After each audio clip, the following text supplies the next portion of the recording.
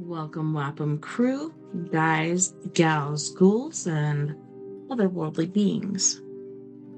Let's climb aboard the mothership, secure our tinfoil hats, buckle down tight, and hold on loosely as we soar over the rocky tops of the La Platas on a Rocky Mountain high, get sucked into the vortex of the Four Corners, and settle down snugly at mile marker 420 in colorful Colorado. I'm your ghostess with the mostest, TessaTNT, and we are broadcasting live from the Mile High Clubhouse tonight. Good morning, good afternoon, and good evening to you, and welcome to We Are Paradox Media's Late Night in the Rockies. It's awesome to have you hanging out with me for story time with me, TessaTNT. If you want to listen in your free time, whether you're working it, or working it out, feel free to listen to me on Spreaker.com and wherever else you may listen to your podcasts and broadcasts. All right, so the book that I had on hold that was shipped in, went to get it, and I guess they don't hold it for any more than a week. And so, yeah. They said they sent it back, but it looked like somebody had checked it out. So we don't have that for this evening, so I figured we'd just do some Reddit.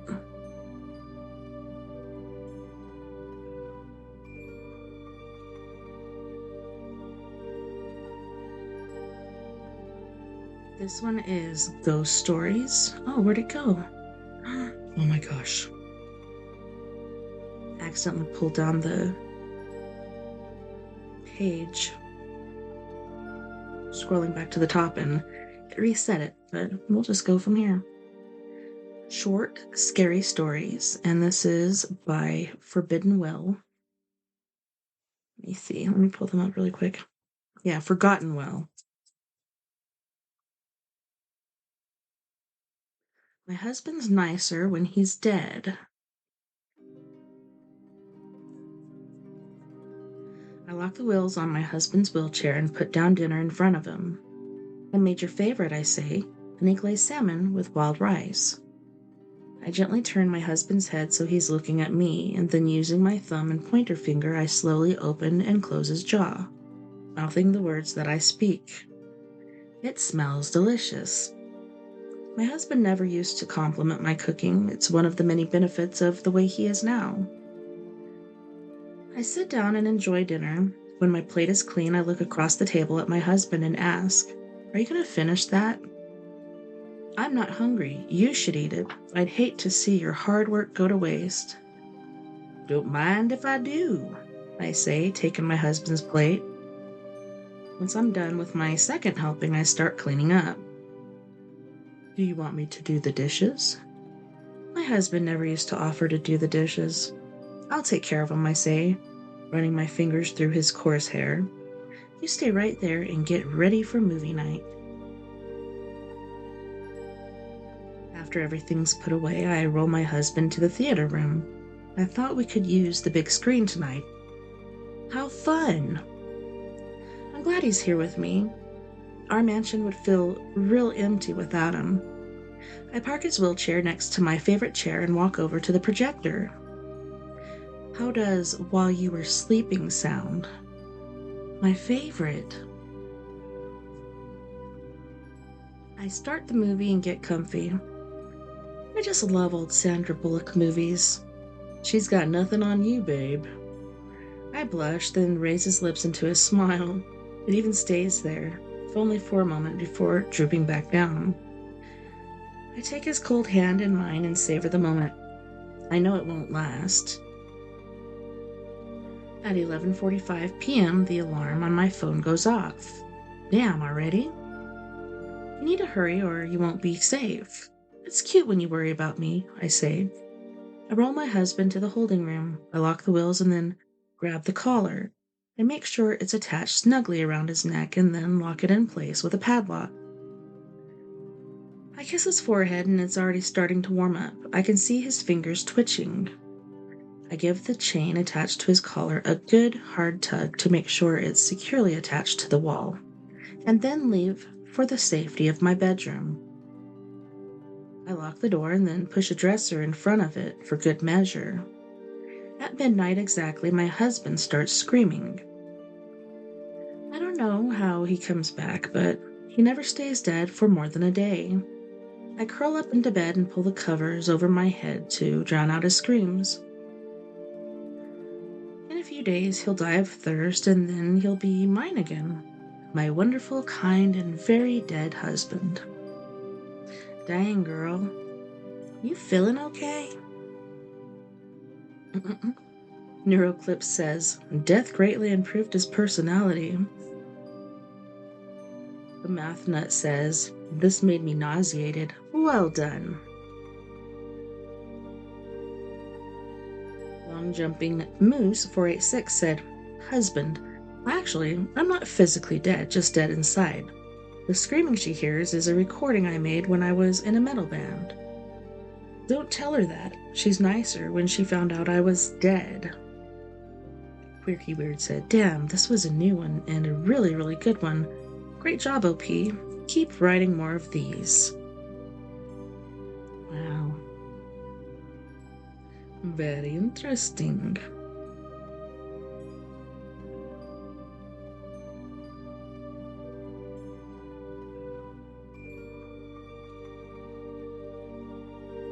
Reddit ghost stories. This one is by Patrolman and Bide. Something weird happened when I was house sitting and I can't explain it. Hey everyone, I've never posted here before, but I've been reading this sub for years. I'm honestly posting because I still can't figure out what happened, and it's been eating at me. This took place in July 2023 in upstate New York. A couple I know, friends of my mom's, asked me to house sit for them while they were on vacation in Maine. It was one of those older homes that feels like it was way more square footage than it should. Creaky stairs, long narrow hallways, and way too many doors that lead to tiny closets. I was 25 at the time and figured a week of peace and quiet would be great. For the first few days, everything was normal. I fed their cats, watered the plants, went to work during the day, and just watched Netflix and YouTube at night. On the fourth night, I was up late on my laptop in the living room when I heard what I swear sounded like footsteps upstairs. The house isn't huge, so I thought maybe one of the cats got trapped in a room. When I went up, both cats were asleep in the master bedroom. I figured it was just the house settling, but the sound wasn't random creaks. It was like a person walking slowly across the hallway. The next night, I woke up around 3:30 a.m., I want to say, because I heard something slide across the floor above me. It was like a chair being dragged. I texted the homeowners asking if there was anyone with a key or maybe a neighbor checking in. They said no, just me. The part that really messed me up happened the night before they came home. I was in bed scrolling on my phone and I heard whispering, like actual whispering. At first, I thought it was the TV downstairs. I leave it on low sometimes, but it was coming from the hallway. Two distinct voices, one male, one female, but super soft, like they were trying not to wake me up. I grabbed my phone flashlight, opened the door, and the second I did, it stopped. Dead silence. I checked every room upstairs and found nothing. No open windows, no sign of anyone breaking in. Here's where it gets really weird. When the couple came home, I casually mentioned the noises, half joking, half hoping they'd say, oh yeah, old pipes or something. The wife went completely pale. She said, you heard them too? Apparently every house sitter they had has mentioned people talking upstairs or someone walking in the hallway. They told me they had the place checked for wiring issues, animals, whatever, and nothing came about. The husband even said he once stayed up all night trying to catch whoever it was, but never saw anything. I didn't believe in ghosts before this, and honestly, I still don't know what I believe in now. I've been in a lot of old houses, and none of them ever felt like that one. I still think about those whispers sometimes, not because of what they said, I couldn't make it out, but because it sounded like they were standing right outside my door. Has anyone ever experienced something similar while house sitting or staying somewhere old? I just want to know if there's a logical explanation for this or if I should accept that some things just don't make sense. I don't know, it's kind of like pareidolia. You know how things can look human and they're really not. Well, I think there's also like a sound pareidolia like that because anytime there's like a fan on or a heater at a certain, I almost said pitch, but setting, a certain setting where it's blowing quite a bit, and I end up hearing voices. Or even a dryer going. A dryer going can do it too, so I don't know. That could be like a hearing pareidolia. That's all I can think of, unless it's an actual haunting. I was thinking perhaps, I don't know if you guys have heard of this or not, but people stowing away basically in people's attics or garages or crawl spaces or whatever. It's pretty crazy how common it really is. Pretty intense.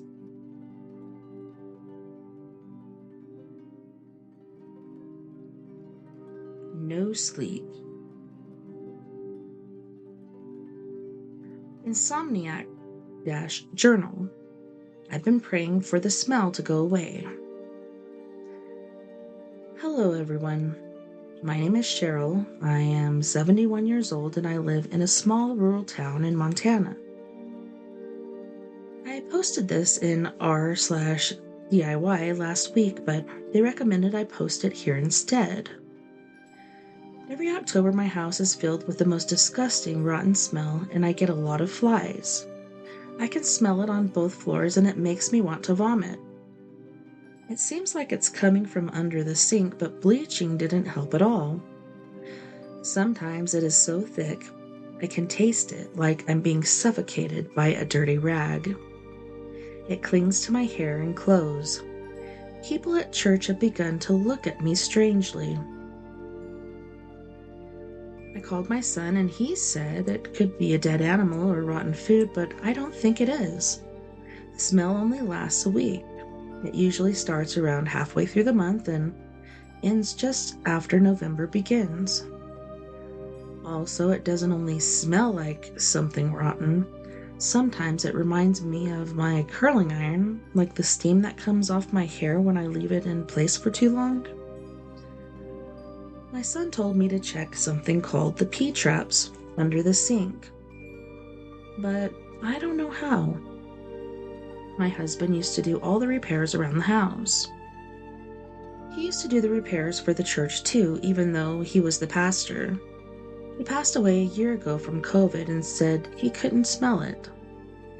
It bothered me even before he got sick. He said it was all in my head.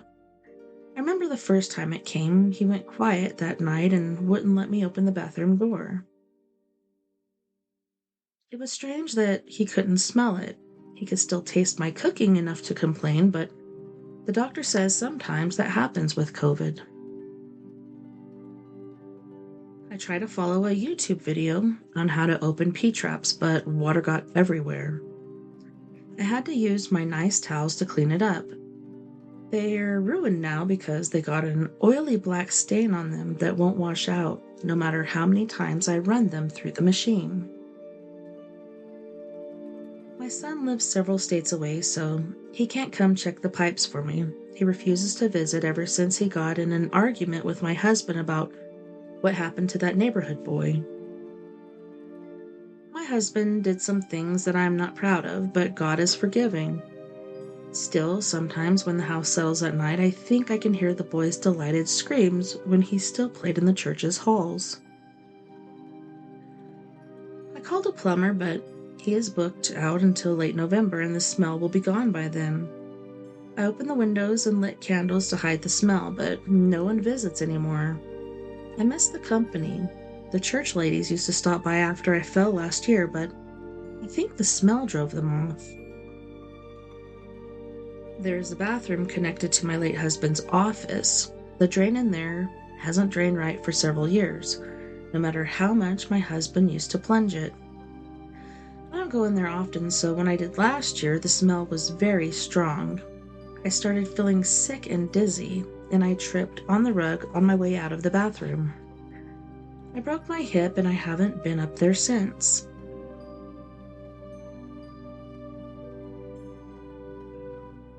The smell started up again yesterday, and I swear it is stronger than it was last year. It settles in my throat and stings my lungs. I can hardly breathe without feeling sick. When I went to the bathroom last night, the cabinets were warm. The pipes beneath were so hot I didn't dare touch them. The water came out boiling from the tap, so hot it steamed and hissed against the sink. I thought of hell when I saw it. I'm not sure what to do. If you have any advice on what it could be or what I should do, please reply. My house is from the 1800s, if it helps. I've been praying the smell will go away, but maybe it's not supposed to. What if God is punishing me? For what? And also,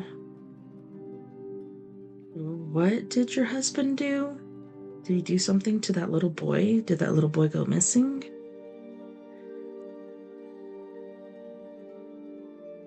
But Imaginary 8920 said, could it be sulfur? We sometimes get sulfur gas in the pipes. We are on a well and it seems to depend on the level of the water table. Also, with the lack of being able to smell, I haven't been able to smell hardly anything since getting COVID in early 2021. It completely changed my sinuses. Dodry Gore said, maybe you're already in hell. Active Bicycle says, suffer. Active Bicycle 3879 said, not me. I think her old enabling ass needs to suffer. Active Bicycle 3879 asked, is your husband a pedo? That's the vibe I caught from your letter. If so, you know he was. Maybe your house is still telling you something. Also, the little boy will haunt you forever since you know about his death but did nothing. See, that's kind of what I was picking up on too. I don't want to assume. Sharon Stoned said, thoughts and prayers, bitch. Mickey Moore says, you mean what you did or helped do? There's a reason your son won't come see you after your husband already passed. A miss said, exactly. The son won't come. He saw the evil and saw his mother's denial, and that's being generous. You are right here. Her involvement may be more than just denial. Yeah, it's pretty disgusting either way. All right. Yeah, they're really tearing into her now. I wonder if that's just somebody trolling. A miss said, maybe you should pray for forgiveness for ignoring that poor boy's delighted screams and your evil husband's transgressions instead of it all to go away. Maybe you should open that Bible and see there are some things your God doesn't forgive. Maybe a poor soul is not at rest. Maybe a black soul is reliving his sin while suffering the torment he caused. You already know what the smell is. Come clean before it's too late. Maximum Effort said, did the smell start after the boy disappeared? Millie 1101 says, that sounds awful. I hope you figure out the source soon. That would drive me crazy. Bins 2304 says, okay, this one actually got me. Chills. Froofy says, this gave me such an uneasy feeling. For real. Like, I hate when kids are victimized like that. It's just not cool at all. It's redonkulous.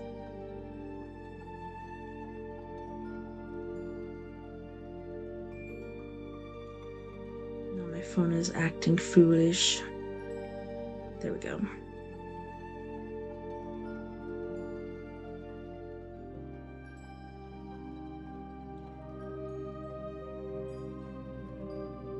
Ghosts.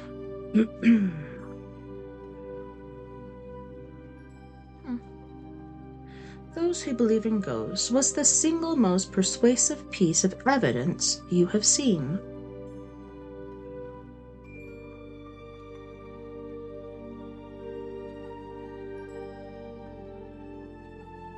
Hold on. What the heck?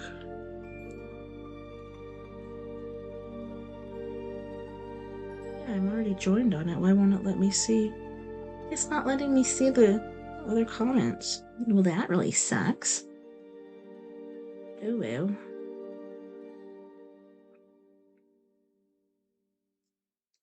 Absinthe Alice says, with brevity, it was a 4-year span where I was raising, near full-time caregiver, my husband's ex-wife's newborn infant. The mother passed suddenly from an undiagnosed arterial clot in her abdomen on July 2001. The baby's father worked 50 to 70 hours a week, and since I'm 75% disabled, I was the one who stepped up to help in the 4 years I cared for her.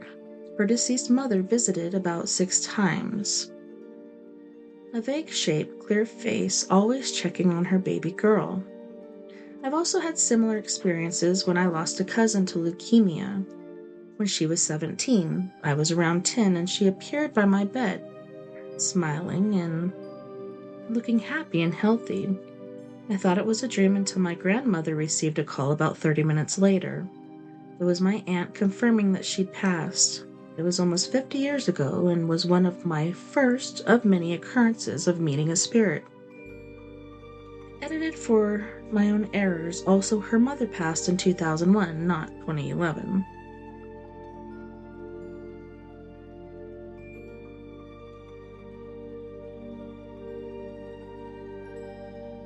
Oh, they're having a whole in-depth discussion there.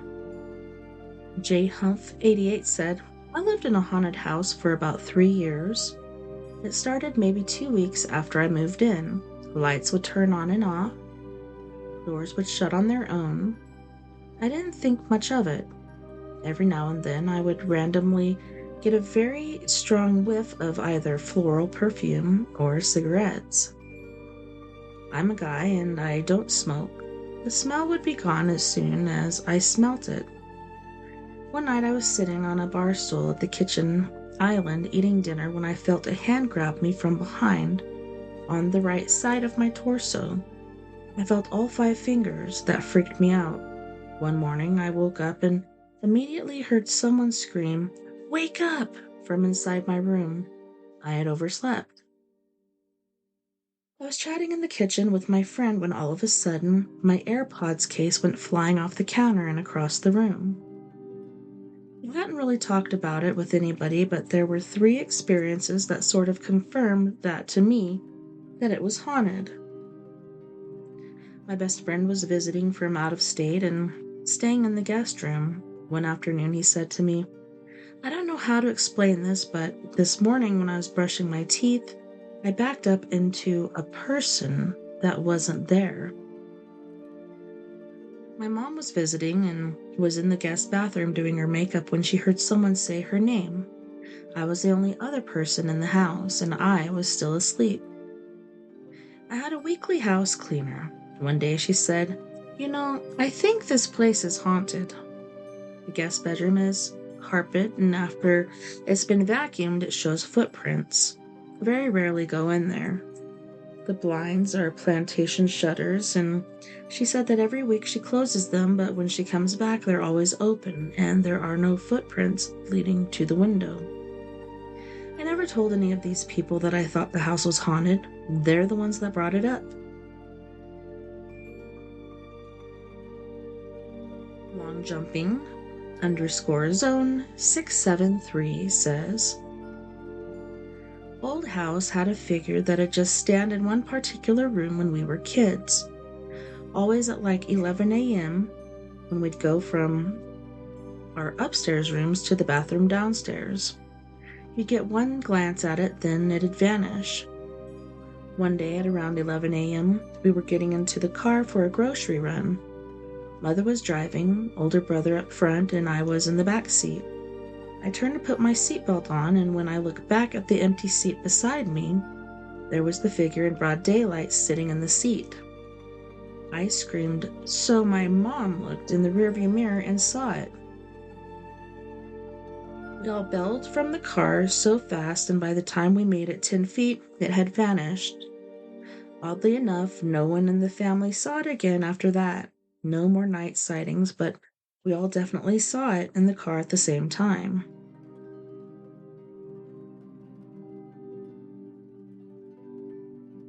The figure is hard to describe, like a hazy body made out of dark gray smoke with intense eyes. No clearly defined features other than the eyes. They were a solid white, no pupils or distinction, just a vaguely hazy white against a darker smoky body.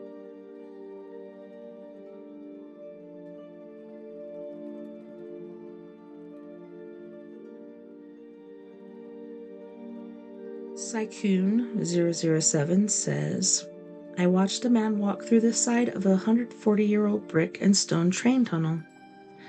Nice. Snow Shep said, I saw a shoe throw itself 6 feet out from a shelf.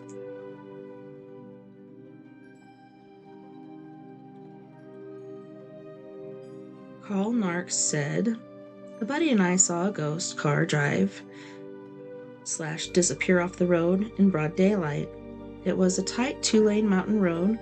The car was coming toward us, but crossed our lane and went perpendicular to our path off the road. Off the side of the road was a 30 to 40 foot ditch. We could fully see the hill down into it and into the bottom. There was no car. Additionally, this was winter. There were massive snowbanks on the side of the road, but no tracks or disturbances to the snowbanks. This one's by Tidal Wave 64. Before I went to bed after my great-grandma's funeral, I saw an orb of light making its way towards me from my bedroom. Additionally, my grandma had a very cold chill that froze her in place. She then remembered that it was my great-grandmother's birthday. As she sang to her, the cold chills went away. The AC was not on at all. Big-Performance 5047 says, same the see-through people outside tying up their horses every morning when I was getting ready for school. Striking-Persimmon-1. My abuelita, grandma, made a pact with me years ago that if there is an afterlife, that she would give me a sign, or I would to her if we were to pass. The promise was nothing too scary and no crazy haunting, haha. She did a few years ago, unfortunately. One night I was playing games to get my mind off her the week she passed away. I remember I randomly felt something different in my home. I was a single dad with a baby asleep in a separate room. I felt a presence, other than my daughter and I, in the home, but I wasn't scared. Next thing you know it, I feel like a back hug, then my chair is pulled and leaned back on its own while I felt gentle hands on my shoulders, and I hear my grandma's laughter clear as day. When I asked out loud, Abuela? The lights flickered. There's no way for me to explain the overwhelming feeling of love that washed over me, but my home as well. Since that day, I have no doubt. Simple Pickle 911. Military training base located next to Revolutionary War battlefields. We sneak out to one of the small lakes nearby to drink beer. There's about 15 of us having a good time, sitting next to the lake just talking when the water starts to splash right in front of us on the shoreline. 4 splashes spaced apart about a foot or so, just one after the other, like someone is walking in front of us. Figure someone is screwing with us by throwing rocks. Shallow shoreline, can't find any rocks. No one admits to throwing anything, can't figure out a logical reason for it. Everyone gets quiet and we all come to the same conclusion. Got the heck out of there quick and never went back. True believer after that. Had several unexplained occurrences when dating my wife. Lots of strange stuff that we can't explain. Ordinary Easy said, seeing my dead uncle's ghost in my bed as a kid, then as an adult in my grandmother's apartment a month before she passed. Someone said, do you mind adding more details? This is super interesting. Ordinary Easy said, basically when I was a kid, budding teenager, he appeared right in front of me when I woke up in between me and the wall of my bedroom. I didn't recognize him, but obviously with a ghost that close it was a terrifying experience. Years later, the same kid showed up late at night at my bedside when I was taking care of my grandmother. After chasing it, he vanished, and the next morning I investigated where he vanished, where I found an old photo of my uncle that looked just like him. Slowpoke Tweaker said, I had one yell in my ear to startle me. I could have convinced myself it didn't happen, but my eardrum in my right ear only physically hurt for 10 minutes. I couldn't deny it. Dinkelwadum says, I lived in a townhouse I suspect was haunted. There was the usual noises that can easily be blamed on the cats, but one time I heard my name called from the kitchen. While I couldn't sleep, something about it being my name felt violated in a way. Then another night, my wife and I both went downstairs and there was blood splatter all over the kitchen floor and some of the chairs. We checked our 2 cats for injuries, but there was just nothing. It's like it came from nowhere. We had also just been down there a few minutes ago and did not see that mess at all. That place took a serious toll on my mental health, and I'm glad we moved. Funny enough, the place we bought is over 50 years old, but we have not dealt with anything since. Editing to add, there were no visual apparitions of ghosts. If I ever saw a face peek out or something, I'd have had a complete breakdown. Most of the shit that happened could be explained, but the blood literally left my wife, and I dumbfounded and terrified. I checked if it leaked from the ceiling after we checked on our cats because the splatter pattern looked like someone was just walking around with a missing finger or something. I wish I got pictures, but it was late at night and my main concern was just cleaning it up. Oddly enough, it was dry around the edges in some spots as though it had been there a while. It crossed my mind to save it and check if it was actual blood. Somehow, but I was nauseous enough just for having to deal with the mess. I also suspected the cats caught a rodent or something and we just never found the carcass. However, they were both sleeping, and given we were only upstairs for a couple minutes, they would still be very hyper after an incident like that. Artificial_T3 L3, I guess Telly, saw a lady dressed in clothes from the 1800s in my bro and sis-in-law's house. Started telling my sis and we described her word for word. Julia Grinillo said, I've had a few experiences, but the most recent was in an old apartment building I lived in. It was historic and built in 1905.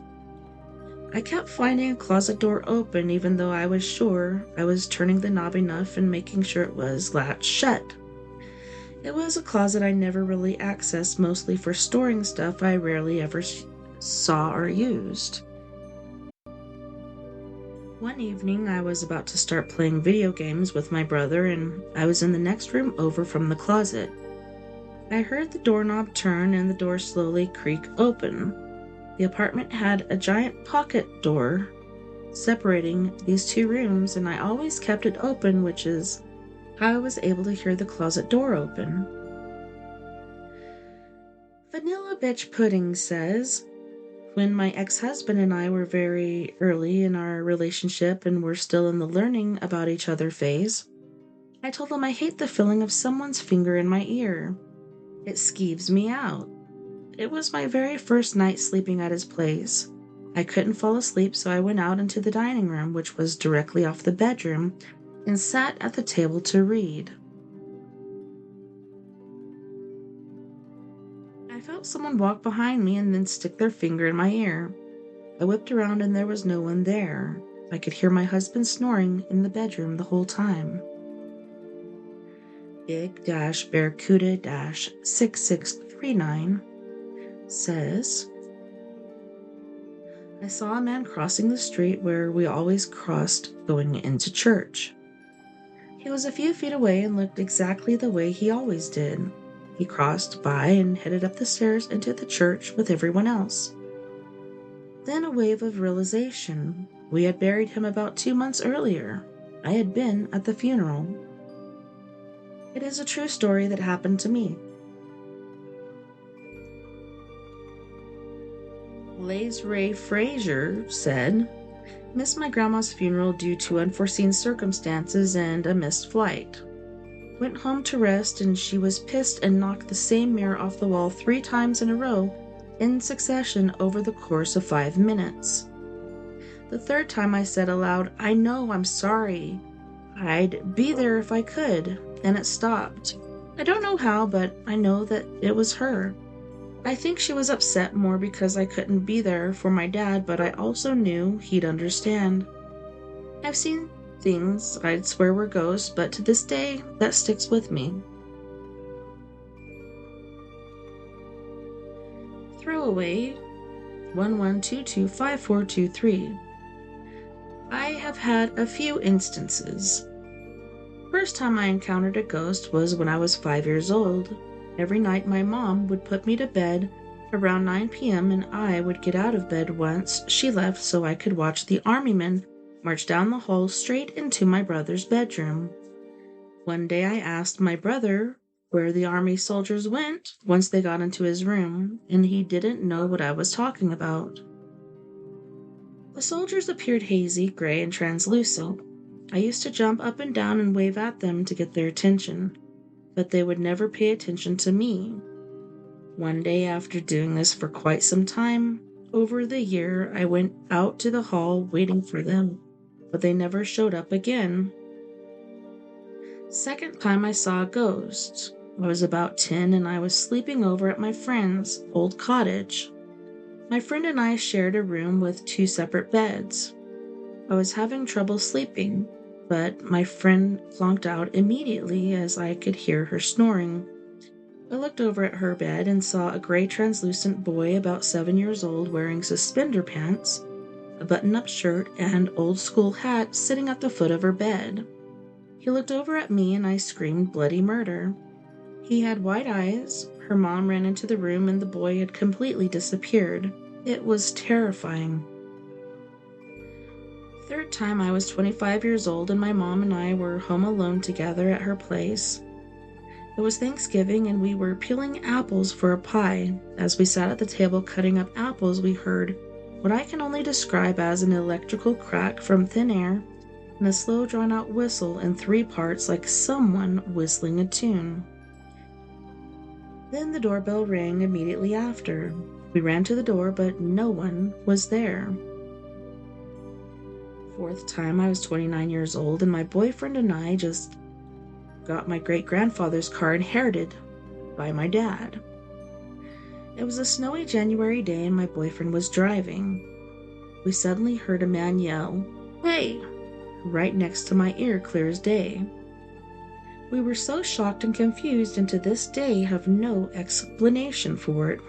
I truly believe. Gimme Ghoul said, a visit from a family member at the moment of their death. Invana Bloom said, I had the same thing, but a few days after they passed, it gave me so much peace as I got to say, see you later, and know they were okay. Sinistrad said, same thing for me too. Can still remember the dream pretty vividly. I was in the car my grandmother had given me driving somewhere, and she was in the passenger seat, and a couple of recently passed pets were there too.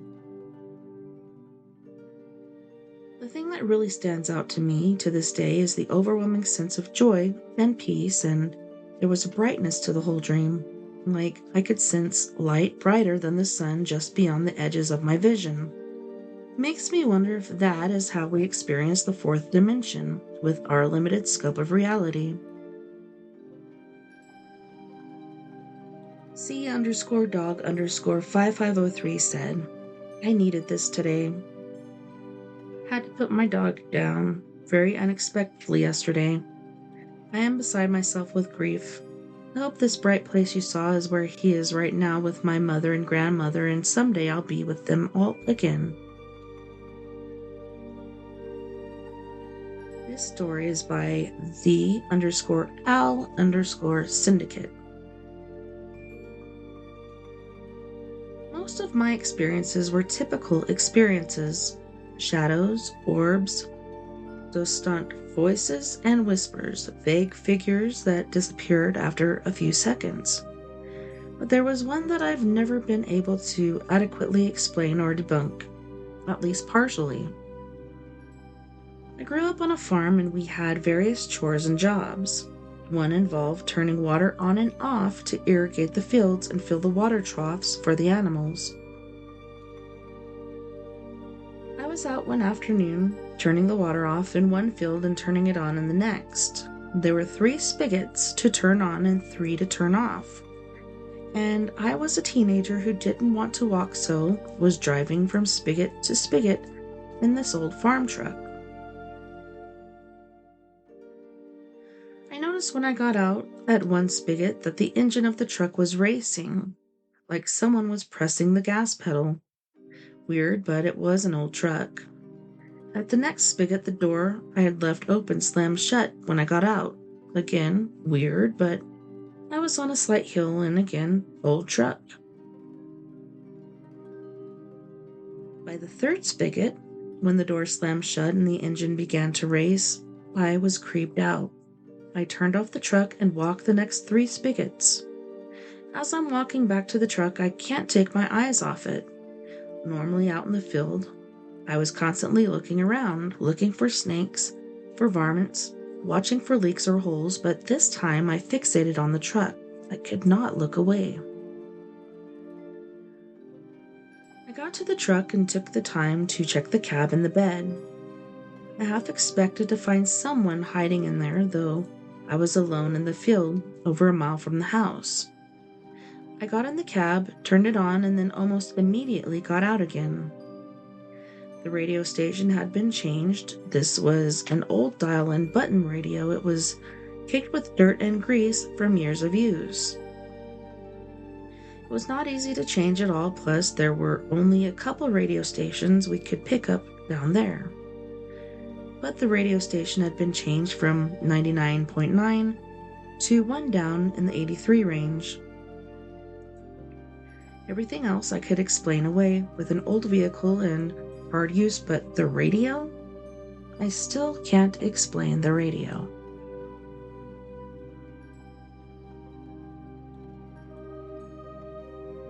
Lim_Leon said, I was probably about 10, maybe a bit older or younger. Me, my parents, and my little brother had been to Barry Pomeroy Castle in South Devon, UK, near Torquay. We had a weird incident in one of the dungeons in one of the towers of the castle. The digital camera just stopped working and would start working again when we left the tower. However, the reason I believe in ghosts is because of what I saw when we left. The route in and out of Barry Pomeroy is down a country lane in a valley surrounded by thick woodland. As we were driving out, I looked to my right across my brother and saw a woman and a little boy. The woman was wearing a white, ragged, really old-style dress. The boy, I can't completely remember what he was wearing, but it was old. She was holding his hand with him trailing behind her. The weird part is they were coming up and out of a steep hill, effortlessly walking through brambles, plants with thorns on, like something you can just walk through. I told my mom, asked her to look, and by the time I turned back around, they'd gone. It's a narrow country lane where we were not driving that fast. Ever since then, I've believed. Seaweed 5899 says, I was in high school with some friends hanging out at her house. It was the middle of the day and we were all watching a movie. Her door to the bedroom was closed. For some reason, instead of watching the movie, I turned around and watched the door. Within 2 minutes or so, I watched the light switch turn off on its own. The others were convinced it was her brother who reached his hand in the door and shut it off on us. I was watching it all happen. I had never felt more terrified in my life. No one believed me. This one is by Smokey and Joe. I was working the midnight shift at a gas station alone. I was in the back room and watched an apparition walk past the doorway to the next back room. She had a long blue dress and long dark hair. During my 26-year stay there, I had her pat my head and even say hi to me in an aisle of the store when I was the only one in the store. Chaos and Motion 1. I saw the same ghost several times at this one house my family lived in. My friend saw her once with me. Gloss 0416 says, after my father passed in his home, I heard his walker come down the hallway, saw his shadow turn into the bathroom next to my guest room. I went in there and no one was there. Filthy Rich Nepo Baby says, a floating ball of light visited me in a completely dark hotel room in Germany when I was 11 years old. It floated from one side of the room right over me. I sat up when I first saw it, and then, upon feeling content as it made its way to me, I laid my head down and went to sleep. The presence felt familiar, and my grandmother had died very recently, but I wasn't particularly close to her and hadn't even been in her company many times, so I have no idea. Chimkins_Numgits says, watching a glass of Pepsi slide into my friend's hand as he reached for it. We both gasped. We've been calling it the spiritual Spepsi ever since. Hey Abussa 1919 says, relatives and neighbors would tell me they'd see a figure walk through the wall into my grandparents' house. I didn't think much of it. I lived with them when I was in college. One late night I was playing some video games. It was hot that night. I was in my shorts and I felt a really cold sensation on my thigh, like someone touching it with cold hands. At first I ignored it. A few minutes later it happened again. Paused the game, tried to figure out if there's a draft blowing through. There wasn't. There were no windows that near me. I resumed the game. It happened a third time. I paused the game again and just started talking. Look, whoever you are, if I'm bothering you, I'm sorry, but let me just finish this game, and I will turn everything off and go to sleep. I didn't feel the touch again that night. Then one night a few weeks after that incident, I couldn't sleep in my room, so I thought about sleeping on my couch. There was a doorway that led to a hallway to the bedrooms. A dim light was always on in that hallway. I laid on my side, glancing towards that direction, trying to get to sleep, when I saw something like a shadow drift out of the hallway. I could tell it was the shape of a woman in a dress, but I couldn't see any other features. It stood there for a while. I was a bit surprised, but not really panicking. After about a couple of minutes staring at it, I just blurted out, "Okay, I can see you. I can't do anything to you, but please leave me alone." Never saw the figure again.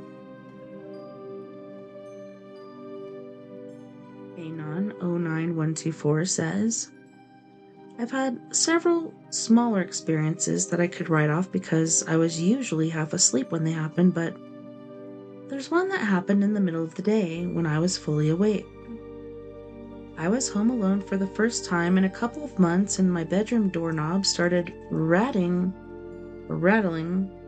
is what I think he meant to say, for maybe 30 seconds, like someone was trying to get in. All of a sudden, the door swung open so hard, the knob left a dent in the wall. The energy in the room felt terrible and dark, but nothing happened immediately after. I feel like whatever it was used up all its energy to open the door and couldn't do anything else. The Truth Is Out There 6-7 says, the fact that people from all walks of life on most continents and countries for millennia have reported seeing them tells you there's something to it. I don't think most people in ancient times cared about fabricating ghost stories to get their 15 minutes of fame.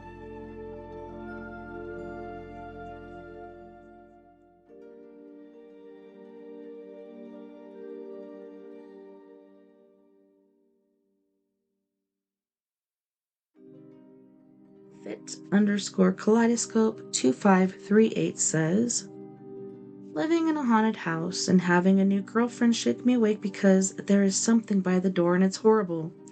I hadn't told her anything beforehand because I didn't want it to get weird. It made for some awkward morning conversation. Sunshine ZX6R, being visited by my deceased dad and subsequently waking up from a coma in the hospital. Spitting Goat, stayed in an Airbnb with a weird side room full of memorabilia, almost like a shrine, but had an odd feel to it. My uncle and I were walking up the stairs and noticed stains going up that weren't there before, wet to the touch. Since it was a rental and didn't want to be charged, we grabbed napkins to clean it up, and all the stains were gone within 30 seconds.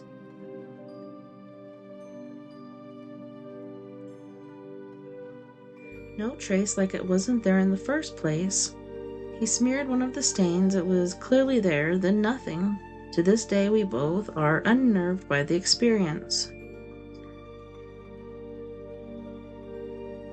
Alien Heron says, first off, always believed. I lived in a haunted house for a few months. One of the downstairs owners saw a full-body apparition over their bed. I saw a lot of things move, seen a lot of shadows move also in multiple locations. But when my wife and I moved out to our own place, not haunted, I was laying on the bed around 3 p.m., talking to my wife standing in the doorway. I saw a white floating orb above her. I asked her if she just got a chill. She said yes, and continued our conversation. Later, I told her what I saw. Well, on that note, boys and girls, we are going to go to our first music break. And on this break, we have the lovely and talented Miss Mia Savage from Antidote for Savages. And she's going to be singing Lemurian Crypto, Let Me Be Your Home, Our New Reality, and Your Skeleton. Don't go anywhere. We'll be right back after this music break.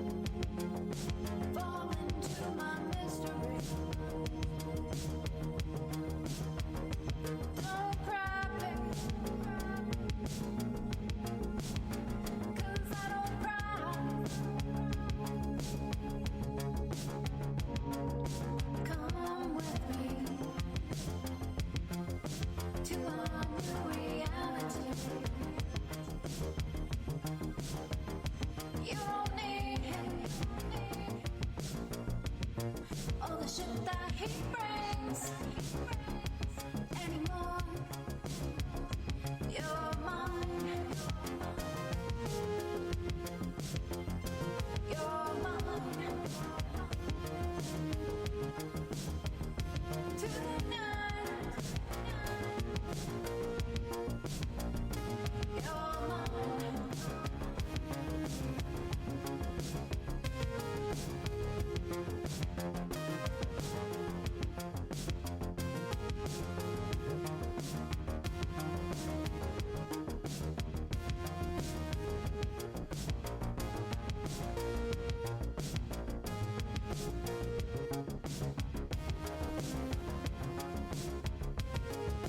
Lost in a sea of broken hearts, won't let you fall apart. We'll make a brand new start when you come in, babe. I wanna take a ride. I wanna show him love. I wanna knock him down. Come with me to our new reality.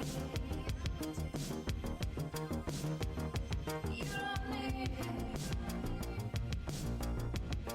all the shit that he brings anymore. You're mine. You're mine. Tonight. You're mine.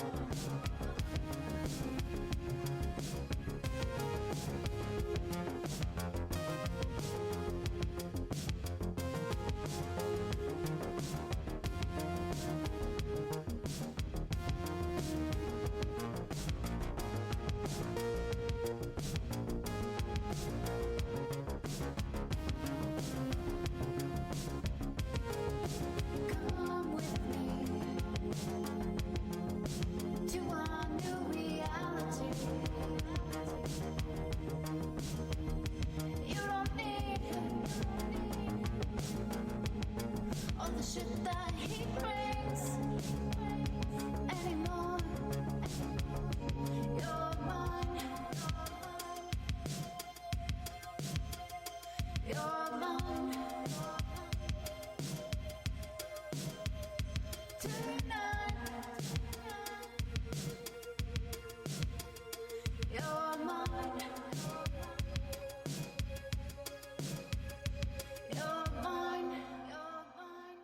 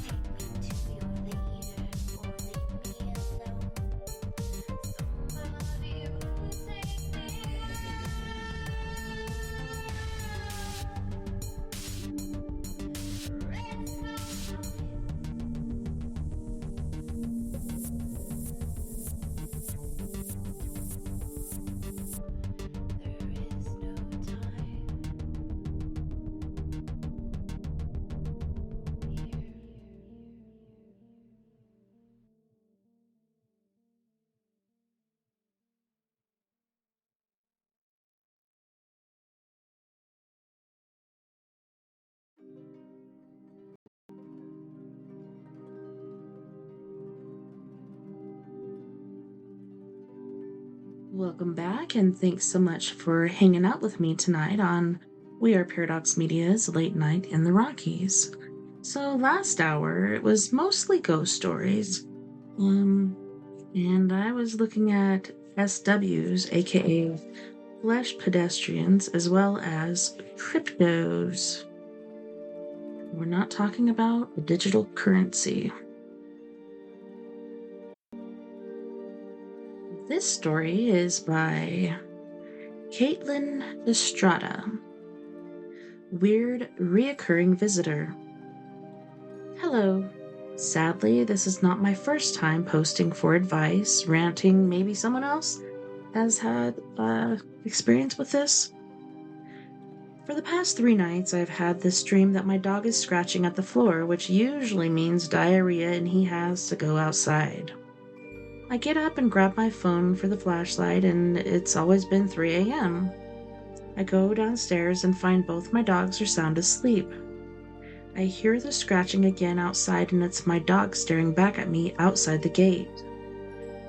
I live in a condo with a small patio. When I see my dog, I go back upstairs immediately and go to bed. Okay, so totally freaking dream, right? Wrong. When I wake up around 6 a.m. with my boyfriend, he asks why I keep getting up in the middle of the night, and is the dog still having chronic diarrhea? Dog has chronic GI issues.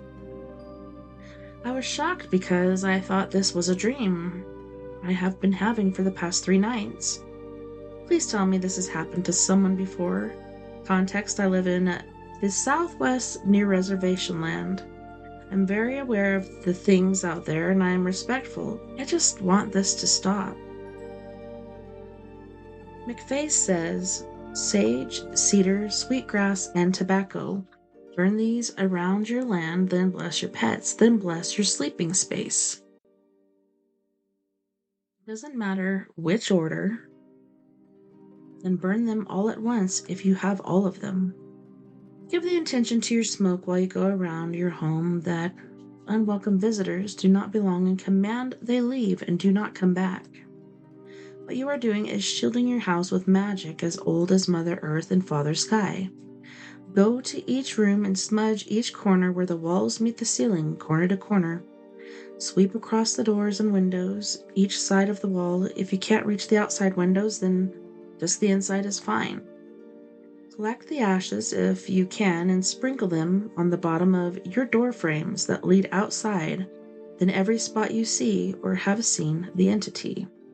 Next time something like this happens, either in your head or verbally, remind the creature they are not welcome there and command them to go away. Burn more or more herbs if you feel it is necessary. Shauna Cash says, the only thing that's giving me pause is that your dogs were not alerted by its presence. I've never seen an animal not react to anything or anyone it's unfamiliar with. Doesn't have to be barking. Look out for raised hackles too. I'd follow the directions above since you're near Resland.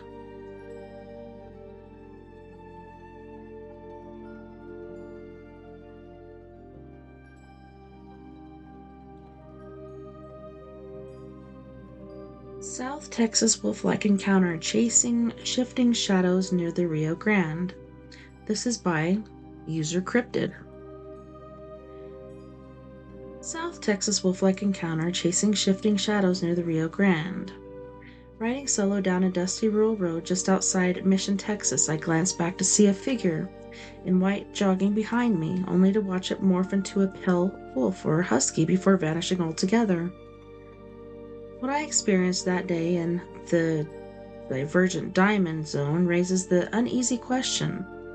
Was it a trick of the mind, a cryptid, or something like a skinwalker stalking the borderlands?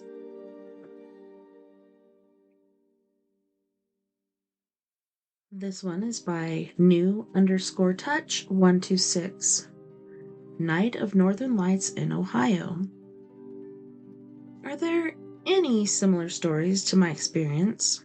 I've seen a couple similar ones here on Reddit, but I want to see if you guys could share anything. Thanks. So one night I was driving down a road in the countryside after leaving my friend's house. I was taking my friend and my girlfriend home. It was the night of the Northern Lights in Ohio. Almost as soon as I left my other friend's house, I saw a van full of people in colorful clothing parked on the side of the road in a little gravel pull-off. They looked normal, except I could not make out any facial features on any single one of them. Not only that, but they weren't moving at all. All the inside lights in their van were on too.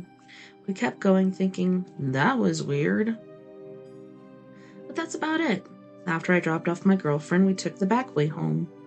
On our 10-minute journey, we first spotted maybe a black Kia Telluride coming towards us and flashing its lights. I flashed back, then suddenly they stopped, pulled over, and put their hazards on. This is when I kind of freaked out. I sped up thinking, why the hell would I have taken the back way home? Onward we go. Looking to our left and right in the sparsely populated area, we spotted my family's outside.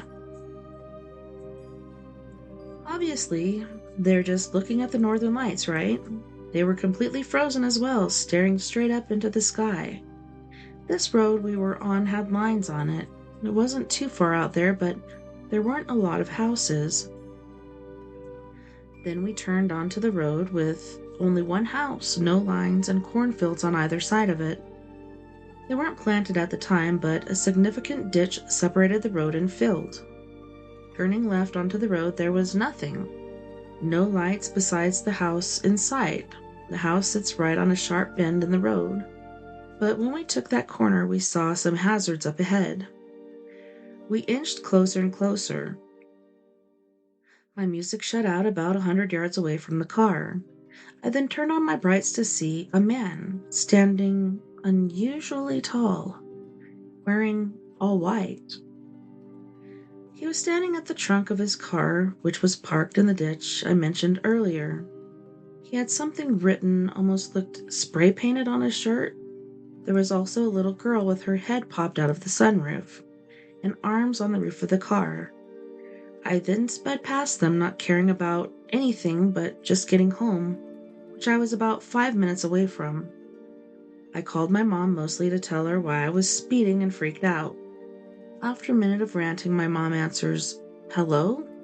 None of it had gone through. To be fair, I was in the country, but I usually have data out there nonetheless.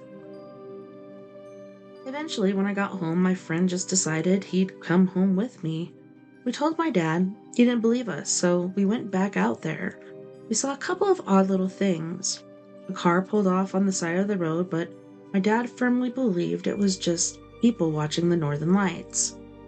We went back to the spot where we saw the man in white, but there was nothing. A couple other friends heading back home that night saw some weird things too. One of my friends had someone pull off the side of the road and follow him home. Someone else had someone flash the brights, but what me and my friend that rode with me saw was above all else.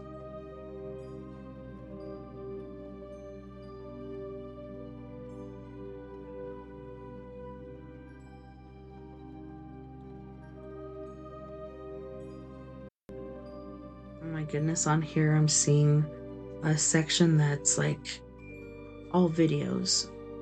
What are cryptid run-alongs? Ooh. It reminds me of, I was taking my cousin from Cortez, Colorado, down to Phoenix, Arizona.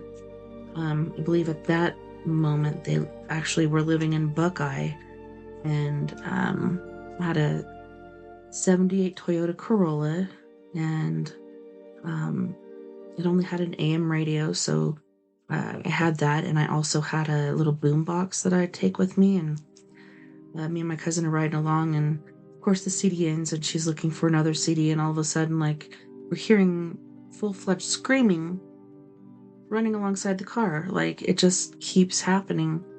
And at this point, we're driving like 75 miles an hour. It's not human, whatever the heck that was. That was only one of the Skinwalker, aka flesh pedestrian experiences that I've had in the Four Corners area. It's quite an interesting place, I must say. But yeah, I want to go back. I'm not going to do it tonight, but maybe on a night that we do trippy TikToks or something, and get into this. I might have to send it to myself. Because dying. This one is by Intrepid-Smell 5125. A weird late night walk. Last July, I was walking back home after taking my girl home at about 2 a.m., and for some reason, there was absolutely no one walking, driving, or to be seen for the first 30 minutes of the walk. And usually, I see at least multiple cars driving and homeless people walking, and I was also high from a joint that also had THC concentrate in it, so when I realized there was no one to be found, it made me really paranoid. So I took a detour to a 7-Eleven to get some water, and when I walked into the store, the cashier was cleaning the counter by the fountain drinks and had said, "Hey, can you please help me and hand me that spray bottle?" So I did, and I got my water and a bag of honey-roasted cashews and started walking home again. Back to no cars, no homeless people, no random pedestrians. It was just me. Then about 20 minutes after I left the 7-Eleven at about 3 a.m., I had to walk past the farm areas, which was very dark and unsettling, and as I was walking past this one white and light blue farmhouse, I hear some kind of grunt, followed by some rumbling around coming from behind this pickup truck behind this 5-foot-tall wooden gate. I ignored it because it didn't sound alarming or threatening. It kind of just sounded like someone was lifting something heavy and put it down. Then I hear a soft, "Hey." Instant chills. So I turn around with a generic response, "Hey." After a good 5-second pause, it said, "Can you please help me?" I respond, "With what?" They then say, "Hey, can you please help me?" I then said, "You should come closer. I can't see you from where I'm at." Then the most chilling pause happened for what felt like a whole 30 seconds to a minute. This complete silence. I then say, "I'm sorry, man. I really should get home." Then I start to walk away. Then it says, "Can you please help me?" And all of a sudden I made a connection. The voice was exactly like the guy at the 7-Eleven, and the dialogue was similar, so after suddenly thinking of all those Skinwalker stories I read, started running my ass off, and when I started running, I heard hasty movement and heard the gate move. Full of adrenaline, I ran all the way home, broke into my bedroom window, and couldn't sleep until 9 a.m. That's my story. Let me know if you guys think it was a skinwalker or just a random intoxicated guy. Josette22 said, "It was a crawler you heard." They are not all excellent mimics of the human language. They can also access your memories. They knew you were just at 7-Eleven talking with the guy that works there. I wouldn't walk outside. They're beginning at dusk. Heckmech_MZ says, "You were clearly high." Geeky Nerdy Central said, "Sounds like a crawler. Your best bet is to leave it an offering so it will leave you alone. I recommend RC Cola, cherry ones if you can find them. Once you have that, leave it where you last had been around the crawler, and it will find them. Drink them, and will leave." So like an offering for the crawler? I don't know. They generally say if you feed it, it'll come back. This one is by numerous-fox-576. A trip in Apache Nation. This happened about a year ago, and I've been brushing it off because it seemed impossible. Some backstory: this happened in Arizona in Apache Nation. The company I was working with at the time decided to have a company camping trip at the Mogollon Rim at one of the lakes out there, so I went. It was a group of about 15 of us. I had a buddy who worked for a sister company that always showed me pictures of all the fish he caught out there, so I got the okay to invite him, and he said he'd love to go. Day comes and I'm driving up there with my girl. Took some time, but we eventually found the campsite and everything was going normal. We ate and did a bunch of camping activities and then decided to go fishing. By this point it was already 4 p.m., but the group figured we still had about an hour or so left of daylight, so we went. We get to the lake and start fishing, and about 30 minutes into fishing, we hear our names being shouted across the lake. And to our surprise, it was our buddy from our sister company. He said he couldn't find the camping spot, so he set up camp over there. He was shouting this across the lake, which was probably about 40 or so yards, give or take. We kept yelling to bring his stuff over, but he kept yelling for us to go over there, but we ended up telling him to go meet us by the outhouses by the parking lot. We waited for a bit and he never showed up, so we just thought he decided to camp out where he was. My girlfriend and I decided to drive home that night because it dropped to below 50 and we weren't packed for that kind of night. Nothing happened on the drive home, but the next work day I saw my buddy and asked him what happened and why he never showed up to our camp, and he ended up saying he couldn't go because his mother was in the hospital, and he actually showed me a picture of the timestamp proving it. I told my coworkers and all the guys that went on the trip, got chills, and we tried to explain to him how we saw him at the lake and how he was calling our names and mentioning things only he would know. He said he thinks it was a skinwalker. I have so many questions and I would like some feedback or something from a native or someone who's experienced this before. My girlfriend is native, but I am not, and she said she was uneasy during the trip.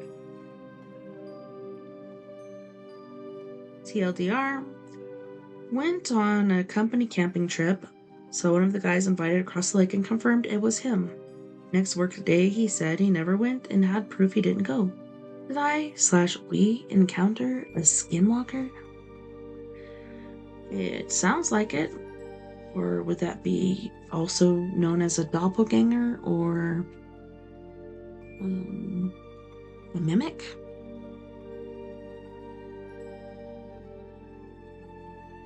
This one is by Blue_Phoenix.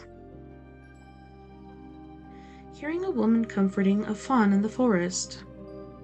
Most days I run the forest trails of a bike park near my house. This evening I was just walking along and heard to my right a fawn bleating. Simultaneously I heard a woman comforting it. It sounded like a woman who had found an injured animal. I couldn't make out the words, but she was talking to it just like the tone you would use when talking to a baby. I'm thinking something must be wrong, so I curiously call out, "Hello?" The forest goes silent. I call out again, in a friendly voice twice more. Nothing. It sounded like the woman and fawn were right in the same area together, probably 30 feet away from me.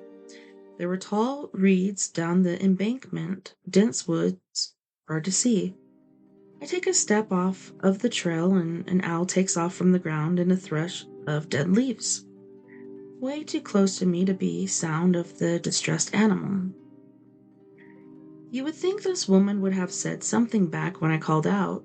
I'm a woman also. This trail is about 4 miles long and never super busy. You may see 1 or 2 bikers for miles of trail. I can't imagine she was scared of me, and why would she be down in the riverine swamp forest? I was about a mile from my car and was the only car there when I left, so she didn't drive there. It was just me out there. I stood around for about 5 minutes, walked around, but did not go into the reeds, nothing. This isn't the first time I've heard a woman out there. It's happened twice now, and I've been going there for about 2 years. Both instances were this summer. I was just running and heard 2 women in the distance off of the trail to my left talking. Middle of the bright summer day. I stop and look. No one is there. Voices are gone. Again, probably 30 to 40 feet away. It was just a couple women having a casual conversation. Down by the swamp as well. It was muggy and mosquitoes were awful. I thought, what in the world? Perhaps they're bird watchers or ecologists or something? This is rough terrain off trail. Think a reedy swamp where you would have to be wearing high boots. A pine barren ecosystem in the south. If paranormal, I would speculate the occult, which is dabbling, something. Someone sacrificing an animal. I'm not a big believer in cryptids, but I've heard skinwalkers can mimic humans. This bike park is in a rural area far from town, so no homeless people or just randos wandering on.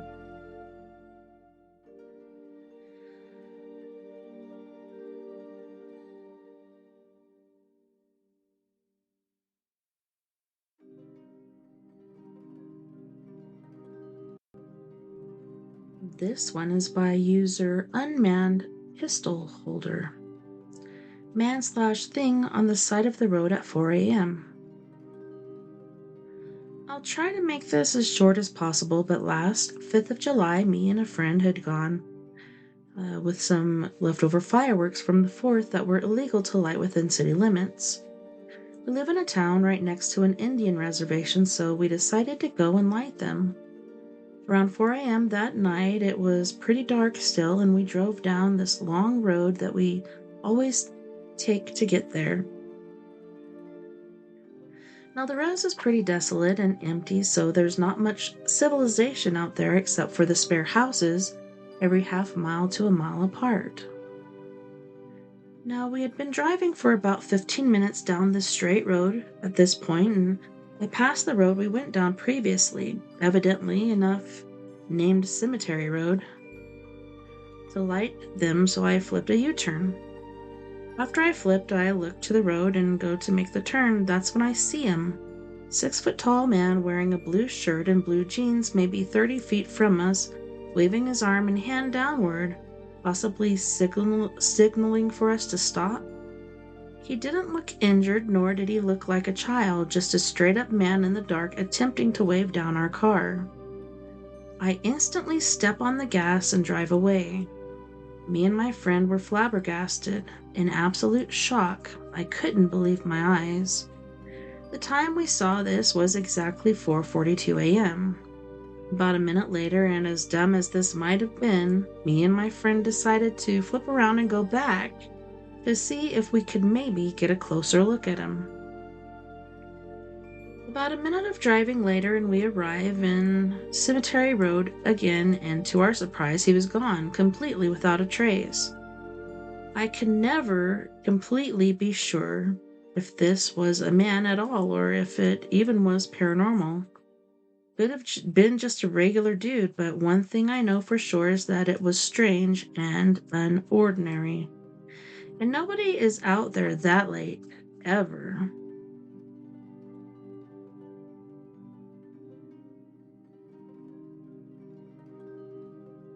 This one is by Eastern-Since 1933. I would like to make my story known to others that have maybe experienced what I have, or if you haven't, don't take this with a grain of salt. Now, I have been a long-time avid outdoorsman. I live in Michigan and love hunting, also backpacking. I've only had 2 experiences like this. The one I'm about to describe is the worst of the 2. This happened in 2019. I was at a buddy's house whose whole family lives on one street. All the houses are on one side and everything is woods anywhere you go. My friend's house is at the end further down the road, so with that being said, nobody that isn't his family will be outside, especially late at night. We were having a fire. It was maybe 1 a.m.-ish, and my friend asked me if I heard people talking. He turned off the music and we sat there silent. We listened, then we heard very strange laughing, but only one thing, not multiple. Then the laughing morphed into 3 things. I would say it started talking. It was so weird hearing it. Now, where we heard this was across this little stream, so we would hear if it was coming to us. My friend has bad vision, so this next part I only saw there was no cloud cover that night. The moonlight slightly lit the tree line up. I swear I saw a man turn into a dog thing, like upright, four-limbed man thing, just turn into a creature on the ground like a dog. I started hitting my friend repeatedly, asking, "Did you see that?" Everything that happened so far, it has been maybe 5 minutes. I was moving very slow, like it was stalking us. It kept making strange noises. We could hear barking. In front of us was a pond, and on the other side of it, in the middle, a huge clearing was there. Then it appeared out of the tree line. We both saw a shadow appear. Now, this part of the story I will always shake when I tell. I've been in the woods all my life. I have never heard anything like it. You can make weird, eclectic noises on DJ equipment or whatever, but nothing can compare to what we heard. We saw this thing appear, and it let out the highest pitched scream for about 3 seconds. As loud as a tornado siren. My ears started ringing, and it started laughing again as we were grabbing the speaker. I noticed it starting running at us. Now there is a football field distance between us and whatever this thing was, and it crossed the pond in what it felt like a matter of a blink of an eye. We both went crazy and scrambled inside, locked the doors, of course. Now there wasn't a curtain on the window looking out onto the pond, so I sat there staring at that fucking window for what it felt like a year. All reality was 5-ish hours until sunlight, and I got the fuck out of there. I've told older men like my grandfathers that go to all over the world from elk hunting, etc., and they laugh at me. I will forever be in disbelief of this event. I will never forget it, and every time I think about it, I can't get that thing scream out of my ears/head. Thank you for hearing my story. I think a lot about it. Like, was this thing staring at me through the window and I couldn't see it? What if one of us tripped getting inside? So many unanswered questions I have that I will never know the truth. Maleficent_trust_95 says, Michigan Dogman strikes again. They are out there. Be safe in those woods. Definitely sounds like Dogman, especially with the taunting.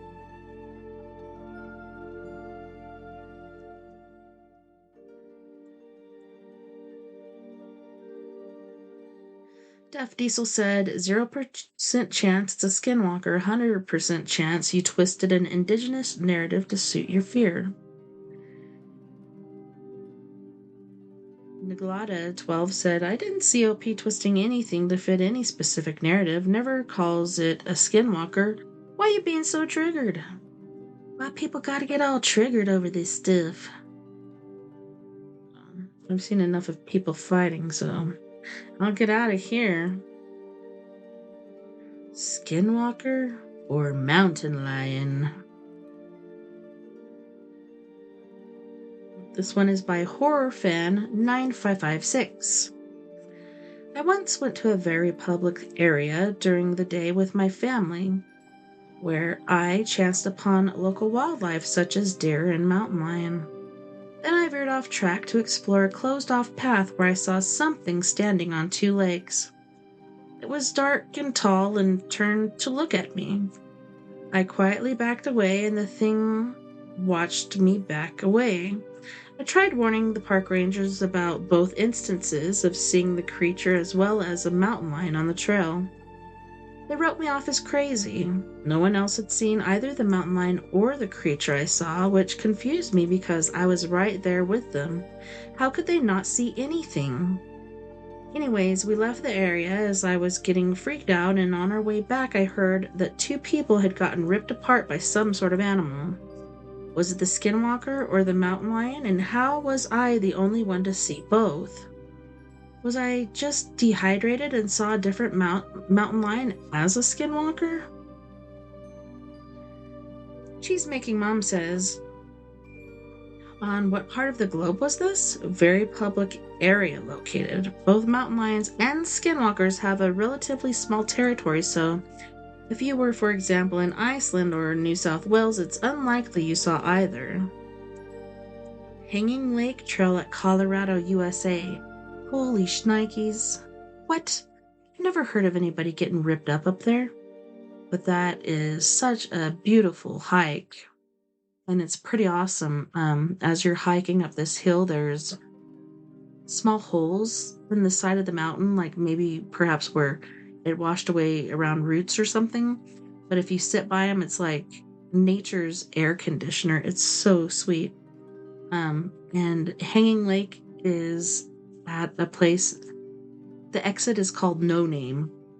The place is called No Name. So Hanging Lake at No Name, if you want to check it out in Colorado, it's pretty nice.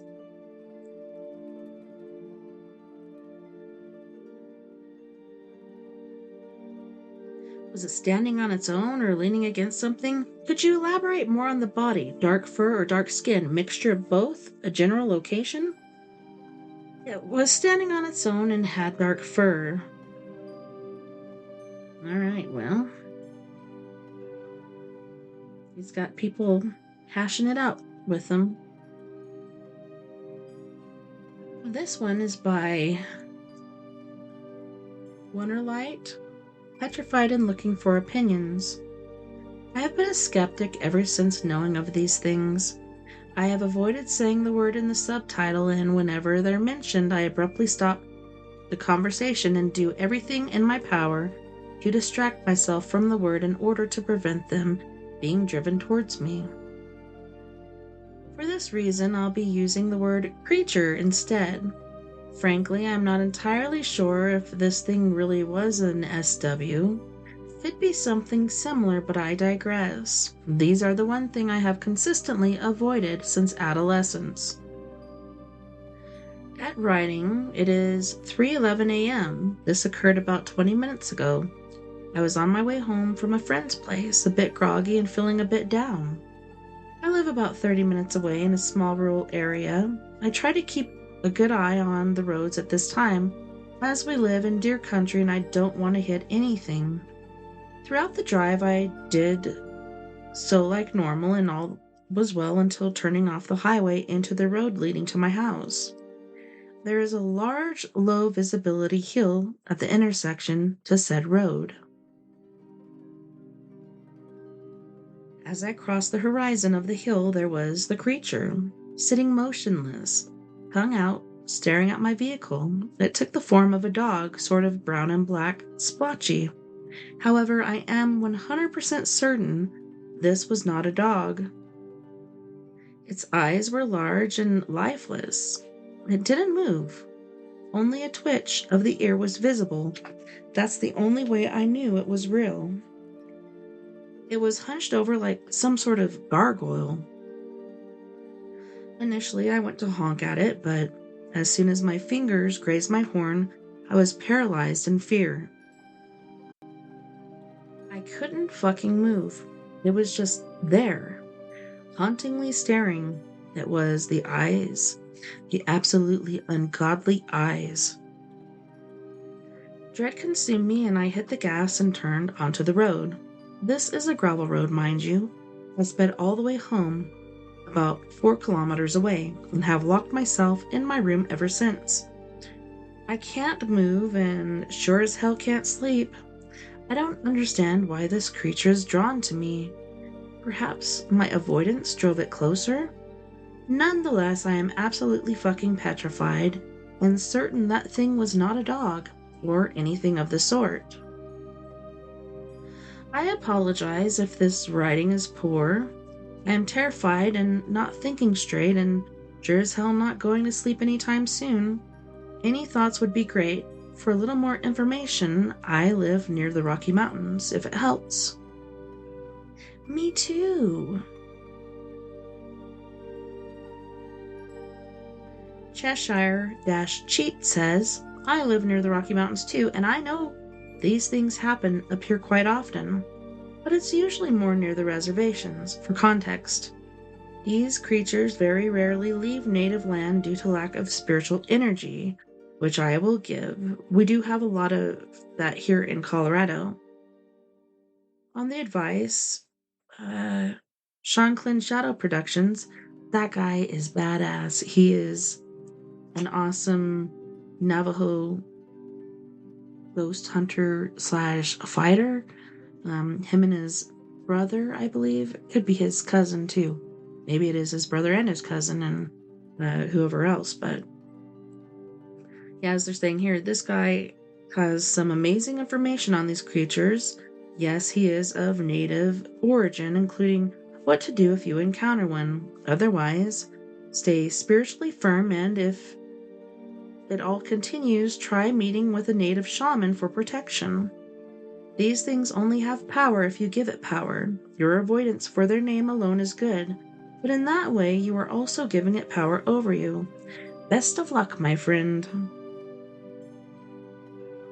Golden_Thorn said, why assume it was drawn to you particularly?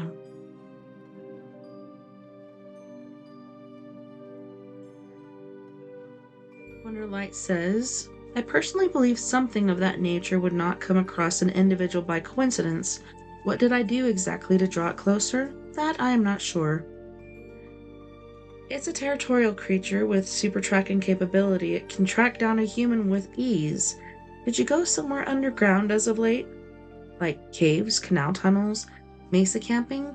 Anywhere that you normally never go. Yep, they're pretty scary critters, I tell you what. Ooh. Horrifying encounter. Haunting experience in Big Bear, California. To begin this story, my girlfriend and I went up to stay at Big Bear Lake in California for a week at a place called Blue Horizon Lodge on Edgemore Road, located just off of Big Bear Boulevard. The trip was pure bliss, aside from a handful of incidents that took place over the course of 4 days, beginning on July 6th and ending in the morning on July 9th. My girlfriend Alyssa wanted to go down to the lake in the afternoon to have a swim before we went out to eat later that day, so her and I walked up Edgemore Road and headed west down Big Bear Boulevard, and we found a way to access the lake through a mostly empty field. After about a 10-minute walk, her and I reached the edge of the lake, where I noticed a white box with a lock on it. She didn't want to go in the water because the place we found was in a cove-like area directly south of Holloway's Marina, and tons of gunk and crud was floating in the water. As we were standing on the edge of the lake, I noticed a big white box just sitting about 20 feet out in the water. I got curious as to why there would be a box just sitting out in the water, so I trudged through the mud and made my way to the box and noticed it had a padlock on it, and I couldn't get it open, so I mostly forgot about the box and went back to shore, where her and I played in the mud and built a little house because she changed her mind about wanting to go in the water. After about an hour, her and I decided we wanted to head back to our cabin and get ready to go to lunch as the Azteca Grill. So we put our shoes on, grabbed the towels, and began our walk back to the trail where we had come from. As we walked up the trail, Alyssa squeezed my hand and said, "What the fuck is that?" So I looked over to my right and saw a coyote jumping on its hind legs like a kangaroo heading south. I laughed a little bit and told her that it was just a coyote, but she asked me why it was jumping like that, and I had no answer. I have never seen a coyote jump on its hind legs as means of travel before in my life, and I've seen hundreds of coyotes in my 19 years on this earth. Alyssa tried to lead me away and began walking down the trail, but I kept my head turned and was looking at this coyote. This is when it stops jumping and turns around while still perched on its hind legs and stares directly at me, and continues to hop on its hind legs for a few seconds. After this, it begins to hop on the same direction it was originally heading, and goes back down onto all fours and runs off into the brush. The rest of the day went well, and up until her and I were watching the episode of Beavis and Butthead on the couch, where they're asked to help build a pool in Mr. Anderson's backyard. Alyssa was sitting on my right and I on the left. She turns to say something to me and I turn to my right to look at her. Then I notice a pale figure behind the chain link that was right outside our window swaying back and forth quickly. I immediately stood up to go over to the window to see what was happening out there, and just as I stood, the figure turns away and runs off into the boat storage yard that was on the other side of the fence. This was about 9:40 at night, so the only light was from the moon. It was tall, extremely tall, pale, and completely bald. I'm on the phone with Alyssa as I'm writing this story down, and she's telling me, as I type this, that she had the urge not to look when I stood up. The next day, July 7th, nothing strange happened, and we had really hoped that nothing else would. Until the 8th and 9th, when it all crescendoed into absolute horror. Her and I wanted to walk down to the nearest marina, Holloway's Marina, to spend some time together before she flew back home the next morning. So we walked the half-mile down Edgemore Road until we reached the marina. We spent about an hour there watching the ducks and walking along the docks. On our way back to our cabin, we saw a swing set and tetherball pole. We saw there was no ball attached to the pole, only the rope. So Alyssa jokingly said, "You should make it into a noose hunter." So I did. I fashioned it into a very small noose, so this is important later. And then untied it, and we walked back to our cabin. For our last night there, her and I wanted to watch The Shining, so she rented it for us on Prime, and we got about halfway through the movie before she wanted to go share a cigarette together. I jokingly tried to scare her by saying that the coyote was going to peek around the kitchen wall and jump out at us on its hind legs. This terrified her, and she wanted to wait a little bit until she calmed down. So we waited another 10 minutes or so, and she said that she needed to put on her shoes in case we had to run, as a joke. So after she got her shoes on, we headed out the door and a few hundred feet north down Edgemore Road, where we stood at the corner of Edgemore and another street and had our cigarettes. Her and I both say that we felt watched, but didn't say anything at the time because we didn't want to scare each other. I noticed as we were smoking how deathly quiet the area had become. There was absolutely no sound whatsoever, and it was extremely eerie. I had just finished my cigarette, and hers was nearly done, when from behind us we heard the loudest whistle either of us have ever heard. It came from behind us down the pitch-black wooded road, and both of us felt a gust of wind, and the sound stopped coming from behind us and was suddenly coming from every direction around us and filling our ears. The whistle we heard turned into a guttural howl and gurgle for the last few seconds. It lasted about 7 seconds in total. Her and I booked it back to the cabin and immediately went to the bedroom with our hearts pumping from the adrenaline. We laid down on the bed to give ourselves time to calm down when after a few minutes came a faint tap, tap, tap. These taps continued for hours, moving all around the cabin, our bedroom window, the dining room window, but most of the taps came from the bathroom window down the hall.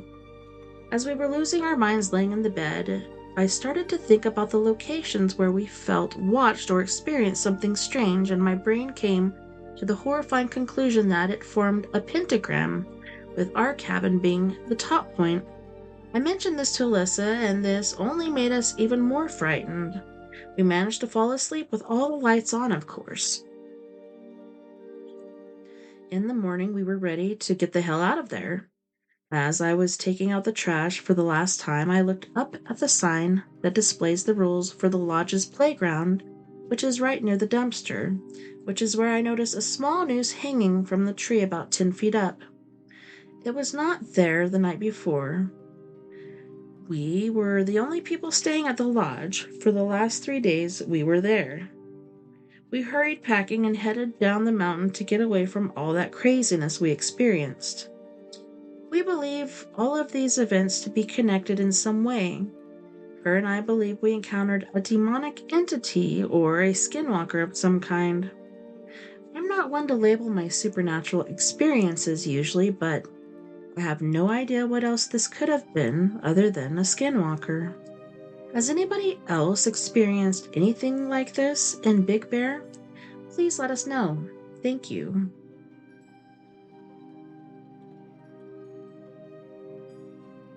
Kamala says, cool read. No weird experiences in Big Bear for me, except for a few tweakers. Engineering Flimsy said tweakers can be scarier than any skinwalker, just depends on which side of their fix you happen to see them.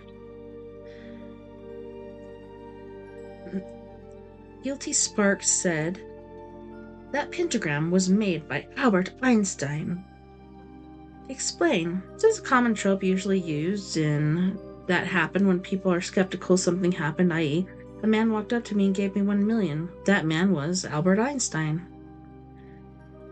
Rhyme Saying says, I want to know more about the Beavis and Butthead episode. Black Tie 233, I love the attention to detail in that specific instance. Laugh out loud. Go watch it. Okay, whether or not this is real, this is a well-written story and it scared the crap out of me. Double Afternoon 1949 said, I like how people on Reddit will post the most obvious fake entertaining story and people in the comments will be like, wow, that sounds terrifying. I'm glad you're okay. Like, bro.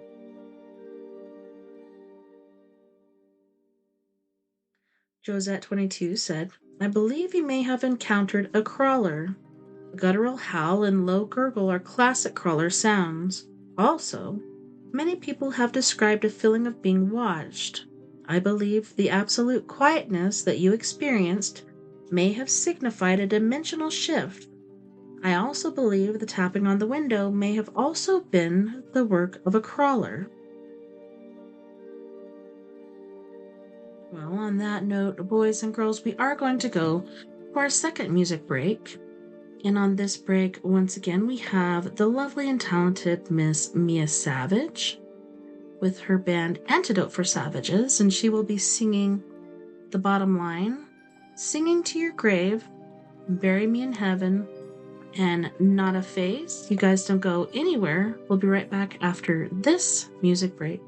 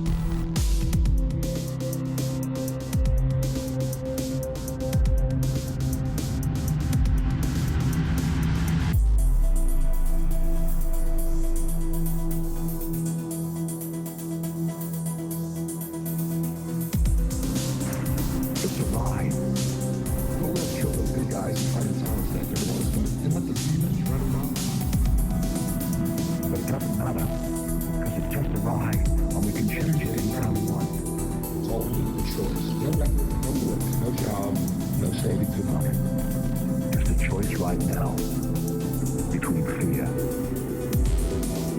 and love.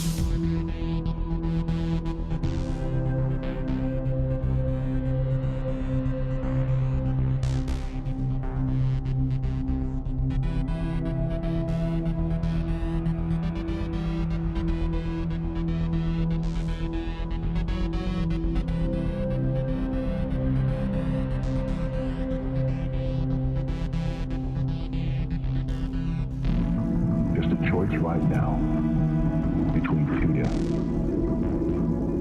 and love.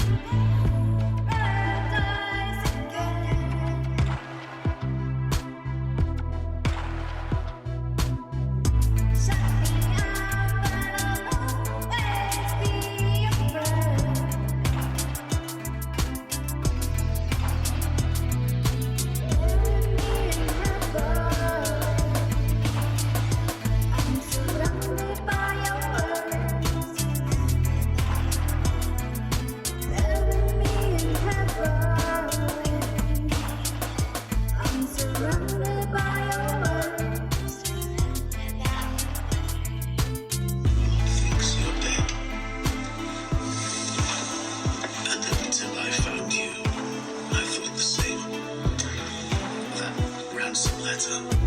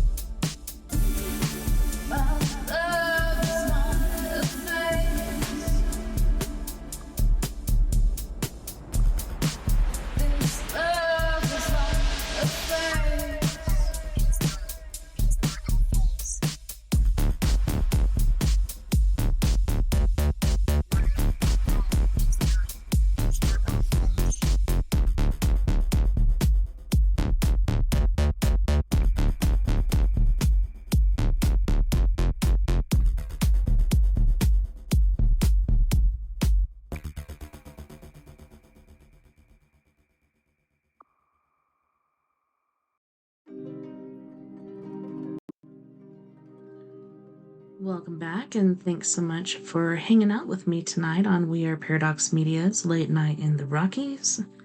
So, I'm thinking for the last hour we should do stuff on UFOs, perhaps aliens. The first one we got here says Ross Coldheart says he's watched NASA cut live feeds when something unexplainable has appeared in the past. Hold on. Space agency built to explore the unknown, cutting the feed the moment the unknown shows up.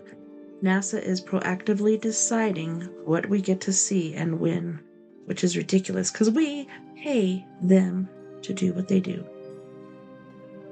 I'll go ahead and play that for you guys real quick. Hi, Megan. How are you, hon? I am good. Can you ask Ross what his thoughts are on NASA cutting the live feed from Mars when 3i Atlas missed? Everything was going well. Then they turned into a gray screen. What are they hiding? You know, it's funny. I never believed any of the NASA conspiracy theories until very, very recently. I always thought it was nonsense. So, see, I now realise someone is cutting the feed because I've seen it. I've actually seen it happen. I can't comment one way or the other about the 3i Atlas feed being cut. Frankly, I just don't know if it was. I assume that there was a disruption. And look, disruptions do happen to transmissions. Obviously, it's a big thing to be able to receive or send a transmission across space. So it wouldn't surprise me at all if occasionally there are disruptions. But I'll tell you my story, which I have told before, but I was invited to tour as a VIP the Marshall Space Center when I was giving a speech at the Huntsville Scientific Coalition for the Study of UAPs 2 years ago. And it was a great opportunity, and I remain very grateful to the local director of NASA on location, who very kindly ushered me around with the wife of another former NASA administrator, Mike Griffin. While we were on location in the viewing room, where there's a huge bank of video feeds from the space station, the International Space Station, we were looking at the feeds with the director of the Marshall Space Center talking to me, looking back to those screens. There's the control room for the receiving of signals and control of the space station to my right, we're looking at through this glass window. And as he's talking to me, Rebecca pushes me and goes, look, and there are maybe 8 or 9 egg-shaped objects moving from behind the space station, and the camera is pointed out into interstellar space. And you see these egg-shaped objects just tracking along in formation very, very slowly. I very naively asked the director of the Marshall Space Center, excuse me, sir, are they Starlink satellites? Has somebody just released Starlink satellites? And he turns, looks at the feed, sees the objects, and then he looks through the window into the main control room, and they flick a switch. They do it right in front of us. Transmission to the space station has been interrupted. Now, I don't know what happened. I'm not suggesting any sinister motive on the part of the director of the Marshall Space Center. Oh, no. I saw it happen. So did 2 other people, including the wife of a former national administrator. So it happened. And the thing that interested me was it almost seemed to be routine. And when I went back to try and look at feeds to see if I could find what I'd seen, it wasn't there. So I've seen disruption to the feed, and it made me feel very, very uncomfortable. What I was seeing was clearly anomalous to people in the room, and I never got an explanation. The director he had to move on because he was committed on other tasks, but I never got an explanation for what that was, which remains profoundly interesting. As for the 3i Atlas video feed disruption, I didn't see it happen. I don't know anything about it, but I can tell you I've seen strange disruptions to the feeds, the video feeds, through NASA. Hi, Megan. How are you, hon? Yeah, and that's not just 3i Atlas. Like, there's been so many times in the past where we've been watching the feeds and all of a sudden there's a craft out there that is unexplainable, and they cut it instantly. It just ain't right. I'll tell you what. All right. This one says CNN panelist shouts out Age of Disclosure, says she has gone down the rabbit hole, extraterrestrials are real, and the government isn't telling us what they know. Okay, I've gone down the rabbit hole. Want to know about these series? This was one topic to do with a series for more visibility. This big documentary, The Age of Disclosure, is coming on Amazon Prime. And it says, look at each of the beasts. Good. And I think, well, which one is anything they know, so I can get a little bit more visibility. Okay. Y'all. Just like Karen's lying to you about the Easter Bunny or whatever else.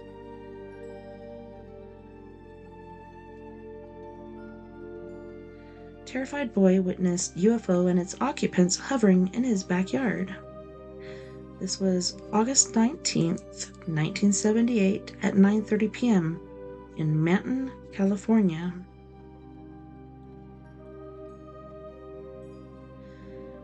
As a retired newspaper reporter, now UFO researcher, I prefer primary sources instead of newspaper accounts or third-party storytellers. Along with the historical newspapers, declassified documents, and archives of defunct UFO newsletters, there is a rich treasure trove of sources available from such nonprofit UFO research organizations as the National UFO Reporting Center, NUFOR, based in Washington State. Collecting UFO and alien reports since 1974 via a hotline before the internet, this organization has compiled a myriad of primary source interviews regarding these phenomenon, which it recorded. This is an ongoing series where I present actual interviews of witnesses of close encounters and provide a summary and a recording of the entire interview. 12-year-old boy's story. Here is a 12-minute interview where the founder of this organization, Robert J. Gribble, talks to a terrified 12-year-old boy who just had a close encounter with a UFO and its 3 occupants in his backyard. The boy's mother called the hotline to calm the boy down. The close encounter occurred in Manton, California on August 19, 1978. The young man sounded sincere and truly frightened by what he had witnessed. Is this evidence that proves the sighting? No, but it did prove to me that the boy's mother was concerned enough about the reaction of her son to call NUFOR hotline. It also gave me and others a chance to listen to the boy's story and ascertain whether it was real or just another hoax. To me, the boy sounded sincere, and I believe he saw or believed he saw what he claimed. You may disagree. My hope is to present something a little different and raw that some of these older pre-internet cases capture. If I have failed, I apologize. Here is a transcript of the beginning of the call. There is a link at the end to the entire telephone exchange. Well, you can listen to the entire interview, including descriptions of the UFOs and occupants here.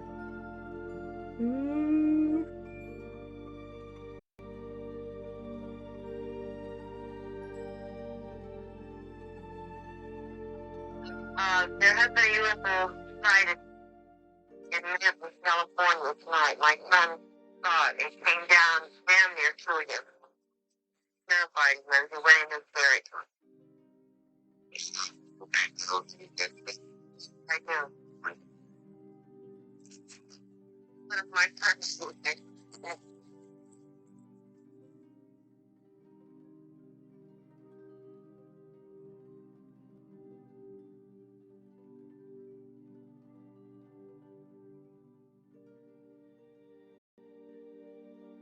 Hey guys, so that wasn't working very well through my phone for some reason. It picked up on the mother, but once the guy with the deeper voice started to talk, we couldn't hear it, so I went ahead and pulled it up so we can listen to it that way. Alright, let me hop over there really quick. And here goes. Yes, there has been a UFO sighted in Manton, California tonight. My son saw it. It came down damn near to him, and it terrified him. I mean, he went in hysterics. Do you have the full details of this incident? Yes, I do. Could we get a full description of that, please? Yeah, how about if my son told you? Sure. I'm calm. Fine, if he feels like talking about it, Okay. sure. Yeah? Hi there, what's your first name?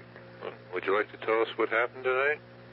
I was outside and was by the strawberries, and I was going to water them to sprinkler on, and I seen a meteorite, and then a little later, then I was watching, then I was putting the sprinkler on, and then I looked over above the tree, and there was something there, hovering above it. Okay, would you like to describe that? It was long, like a cigar, and it was round in the center. Uh-huh. It had a big round top, and when I seen it, it had something coming down out of it, a square thing coming down out of it. That was like straight down out of the bottom of it? Yeah, coming out of the bottom of it, Okay. How far down towards the ground did that go? right above the tree. The tree Okay. isn't too high. Now okay, the round thing that you saw on top, was that like a dome on top? A dome? Yeah, it had like a dome. Okay. What color was that dome? Did that have any particular colored light or anything on it? Well, it was dull gray color. Okay. How about the rest of the object? What color was that? Oh, it was about the same thing. Okay. What time did this happen? About 9:30. Did you hear any sound coming from that object? Yeah, it had like a humming type sound, not too loud. Then when I was running into the house, it came towards me, and then it took off with the rocket power type, because I can see the flames from it. Okay, when it took off like that, did that sound change at all? Yes, it made a louder noise, like a rocket taking off. Kind of a roaring sound? Yeah, but not too loud. Okay. And when it was hovering, I could see it. There was a window with some people in it, something like that. Oh, you could actually see a big window in the object? Yeah, it had people with big heads, 3 of them. Now, was that window located on the dome or Yeah, the other part? right below the dome. Right below the dome, okay. Now, was that a large object? Yeah, very large. Now, can you compare it with something that you know of for size that would be the same size? Size? Was it as big as an airliner? Not as big as a jet, but about as big as, a little smaller than that. Okay. When that object took off, Yeah. did it maintain the same description, like looking like a cigar with a dome on top, or did it change? No, it was looking the same, and it took off real fast. Okay. Did you watch it till it went out of sight in the sky? Yeah, it went real fast. How close do you feel it was to you? Very close.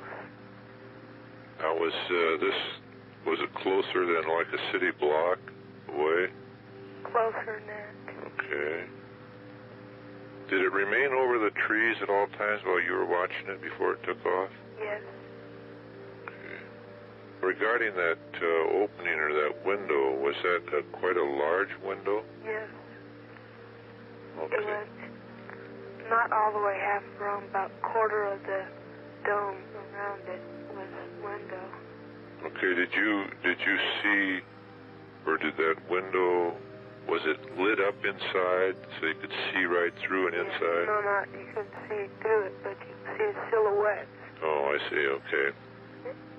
Then you actually saw silhouettes of somebody in there? 3. 3 people? Whatever was in it. Okay, could you describe those as best you can? Big heads. Okay, is that all you could see was the heads? Yeah, the heads and part of the neck, and that's all I could see. And that was just a silhouette of those, right? Yeah. Okay. Now, when the object started moving towards you, did that get pretty close before it took off? Yes. Any estimate of how many feet, approximately? About, it was 18 feet from me at first. I'd say about 18 to 25 feet away from me. But when it started coming, it got about 15 feet before I ran it up to the porch, and I had to go over to the house. Then I've seen it take off. Okay, now when that took off up into the sky, was this tilted upward, or did it make a turn, or how was it? How would you describe its flight characteristics as it took off? Tilted up. Okay. The front end of the dome went straight up. Straight up, or Not straight, but tilted up. kind of at an angle? Yeah. Okay. And how long do you feel it took before it went out of sight? About 3 seconds. Really moving then, right? Yeah. Okay. I was terrified of this. And it was right above those treetops? Yeah. One big palm tree. Okay, now, about that thing that was coming down out of the bottom of it, before the object took off, was it still hanging out there like that? Yeah. Okay, and then it was still there as it moved off into the sky? Yes. It started closing up as it come to me. You mean the thing on the bottom started going back up in? Yeah, as soon as it started going up. Okay. Now, in that area where the object was hovering over those trees, is there anything special over there? Or is it just a wooded area? It was wooded, yeah. We have an orchard next to our house, and over Okay. about an acre across is a trailer. And on the other side is a bunch of brush. Okay. A clearing where the hotel used to be. Okay. And you didn't see anything else strange going on in that area while that object was there? No. Just before it was a meteorite, though. It was a big one. I looked up in the sky and there was a big flame. And I couldn't go as fast as it watch it, see as fast as it was going. Now, was that coming down at an angle or going straight across the sky?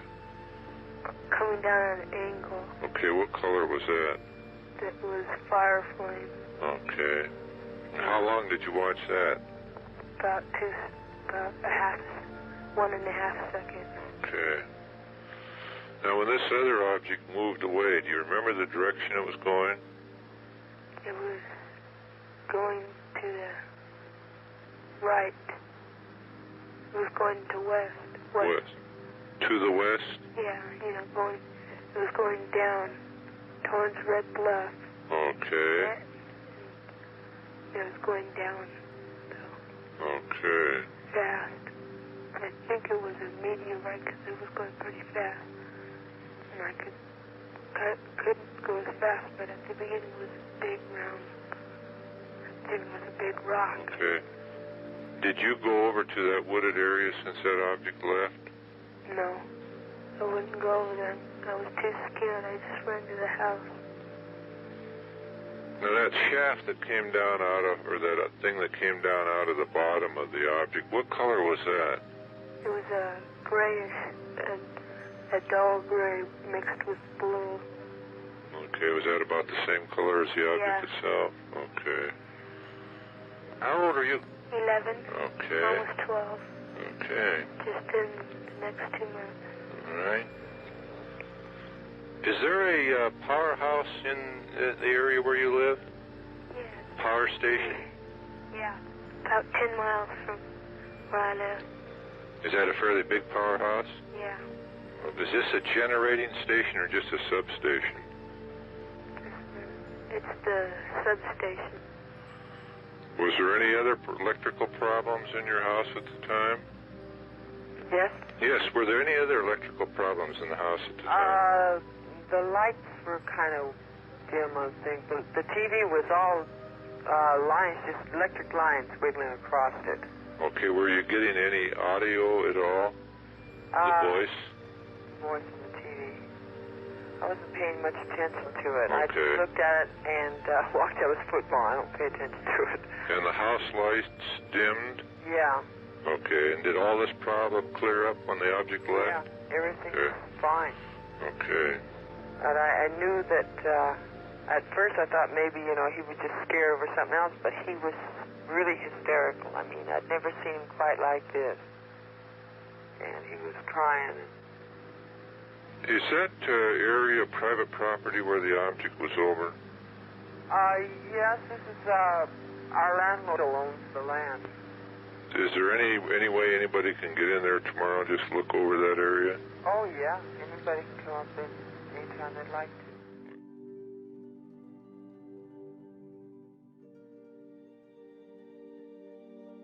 Oh, that was pretty epic. Poor kid. I feel super bad for him. But yeah, definitely want to keep an eye on all these cases, no matter how far back they are. And I don't know, there's so many things, especially these days, being able to be recorded and photographed.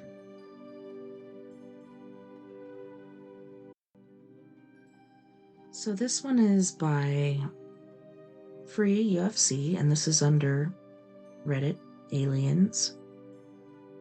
What on earth? Mysterious unknown object crash lands in the Australian outback, sparking huge multi-agency response as experts scramble to identify its origin. The bizarre object has been found on fire in the remote Australian outback with no visible sign on the ground to indicate how it got there. West Australian police are coordinating a multi-agency response after the item was found about 2 p.m. Saturday near a mining site. The closest civilization is the town of Newman, about 30 kilometers away. Staff members at the site found the object still smoldering in a rarely used access road, with authorities working on the assumption it has fallen from space.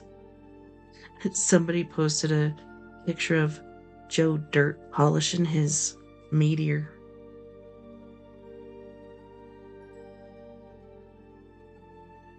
And it does look pretty strange. Otherwise, _ad_409 says, I have to admit it looks strange as there's no impact crater at all. Maybe it's because the lightweight carbon fibers, terminal velocity in Australia's tough sand. Can anyone from Australia confirm or deny how dense the Earth is in these parts? Liebeck Bin says, I'm from Perth. I haven't been that far north, as it's about 1,200 kilometers from the metro area. The land up there would be very hard ground and possibly not that surprising that it didn't cause a significant crater.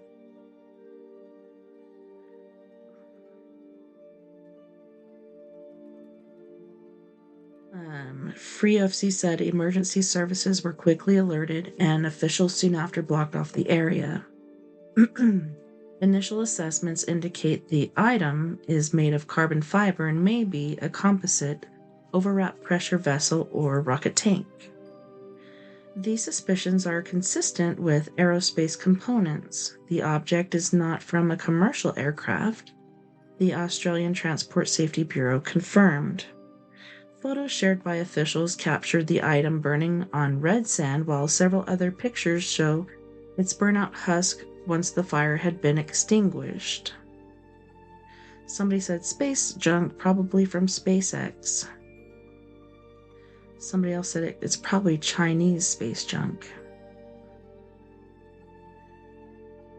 It seems that there's no other outlet reporting on this besides, where did it go? The Daily Mail. But I don't know. Where did that picture go? It did kind of look like Joe Dirt's meteorite. It's just me and you, meteorite.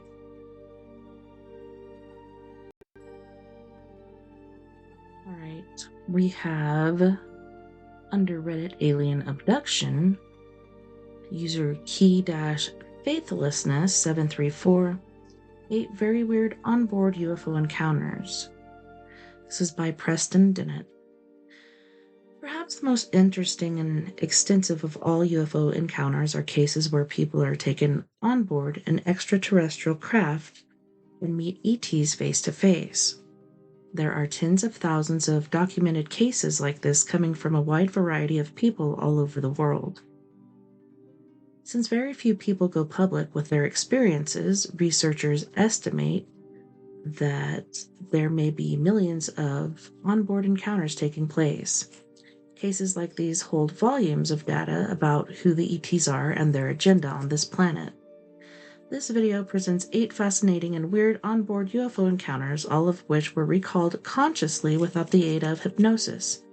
Some come along on a journey as we dive deep into the very heart of the UFO phenomenon. Something I'll never forget.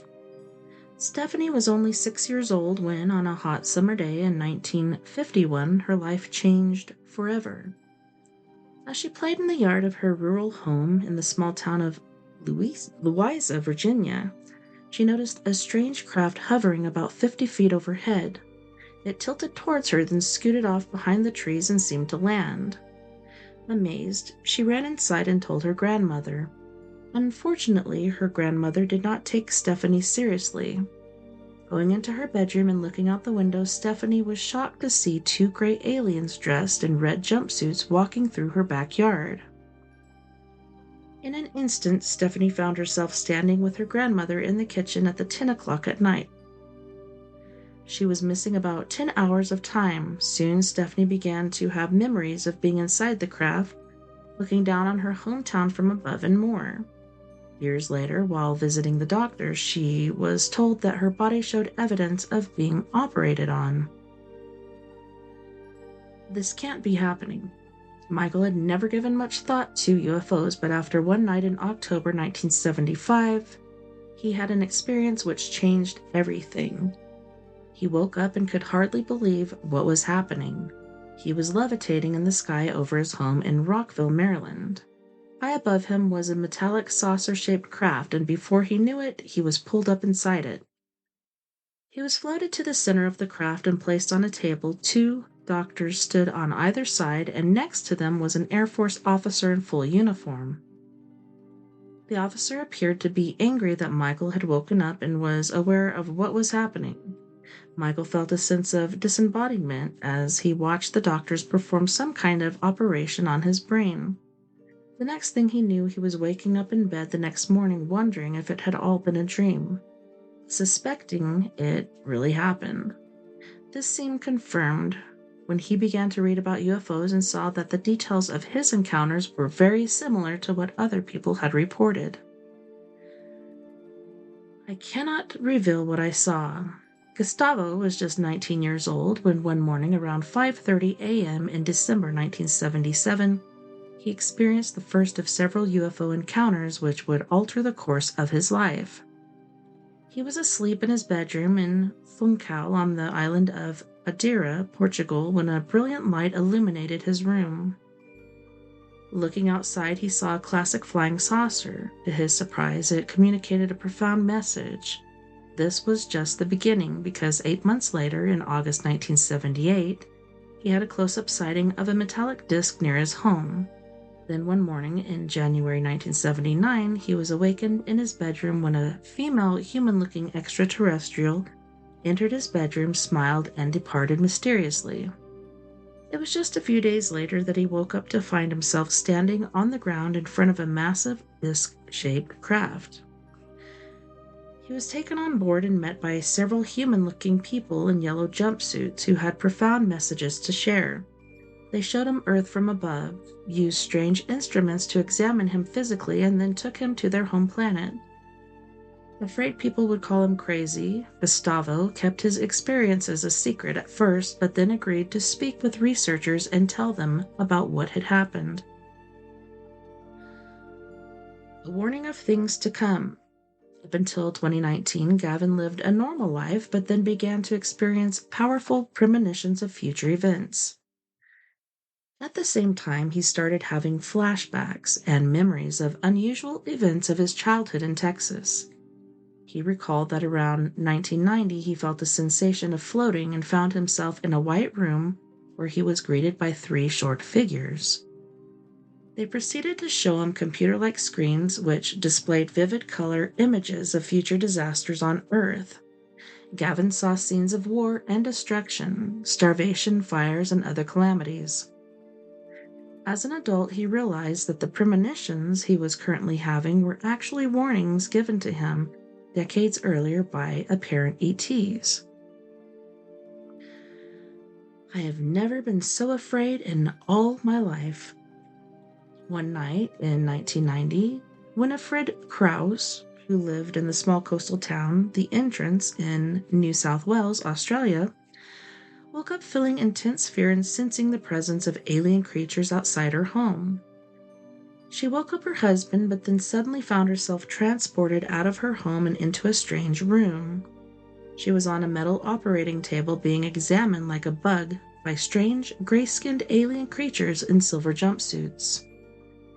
They ignored her protests and fear. Winifred noticed other people in a trance on board the craft.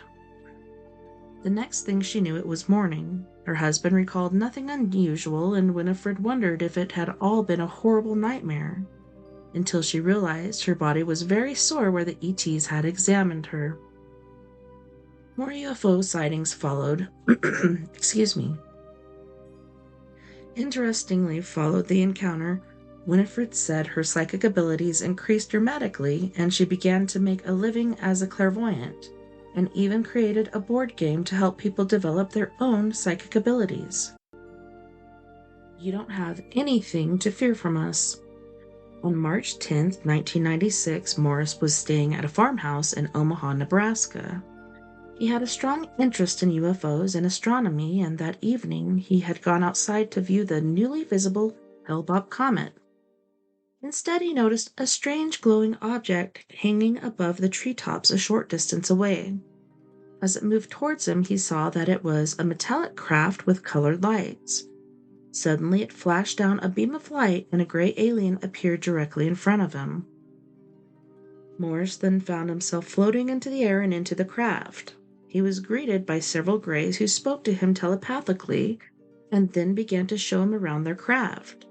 Shortly later, they returned him to the ground and promised to meet him again.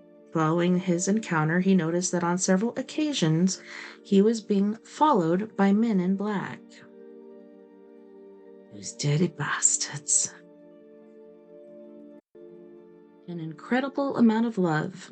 As an adult, Cheryl had vague memories of strange experiences as a child. In 2012, she began to develop an interest in UFOs and spiritual awakening.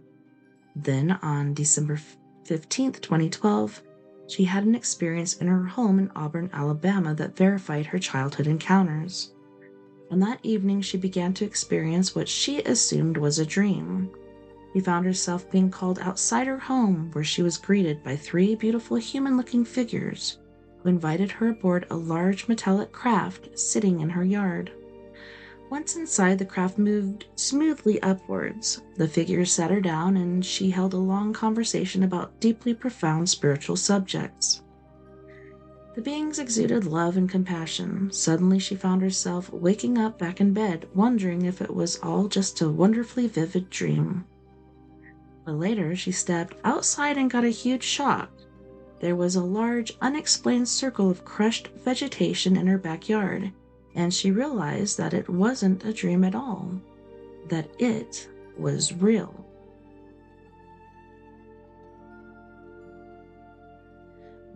Oh man, I'm gonna try. I went right through the wall. On the night of June 5th, 2015, Dylan was asleep in the bedroom of his home in Mount Pleasant, Michigan, and woke up with the sense that somebody was trying to break in. Getting up to investigate, he found himself paralyzed and unable to cry out. Shock filled him as his body began to vibrate intensely, and he levitated off his bed and through the wall of his bedroom. He passed out and woke up moments later inside a room lying on a metal table being examined by a gray-skinned creature with a thin body, a huge head, and dark bug-like eyes. Another creature arrived holding a glowing orb and placed it on Dylan's body. The ET said that they had something to show him. A third ET came into the room, and along with it was a young female half-human, half-ET hybrid girl. She gave Dylan a shocking message. Suddenly, Dylan was waking up in bed wondering if it had been some weird, fantastic dream, but he knew it was not a dream when he saw a strange mark on his foot and then began to experience other weird symptoms. Oh, man. So yeah, where to go? For almost 80 years, our governments have been gaslighting UFO witnesses, debunking UFO cases, and explaining them away as the result of hoaxes, hallucinations, misperceptions, and mental illness. But a new era dawns for humanity, as the accumulated evidence can no longer be ignored, dismissed, or debunked. Large numbers of contactees are braving the ridicule and skepticism surrounding this subject and sharing their onboard experiences with the world. Cases like these offer all humanity a tremendous opportunity to learn the truth about life beyond Earth. For that reason alone, these cases deserve to be taken seriously. All humanity deserves to know the truth about the extraterrestrial presence on our planet. And that was 8 very weird onboard UFO encounters. But thank you guys so much again for hanging out with me tonight during story time with me, TessaTNT. I hope you enjoyed it and weren't too disappointed. Don't forget, you guys, we're all in this together. Together we can make the world a bit better. And together, my friends, we are Paradox Media, because without you, there is no us. If you want to send me any letters or stories or anything like that, feel free to send it to P.O. Box 663, Bayfield, Colorado 81122. Or weareparadoxmedia@gmail.com. Nighty night, love and light. Take care, my yous, and have an awesome rest of your week.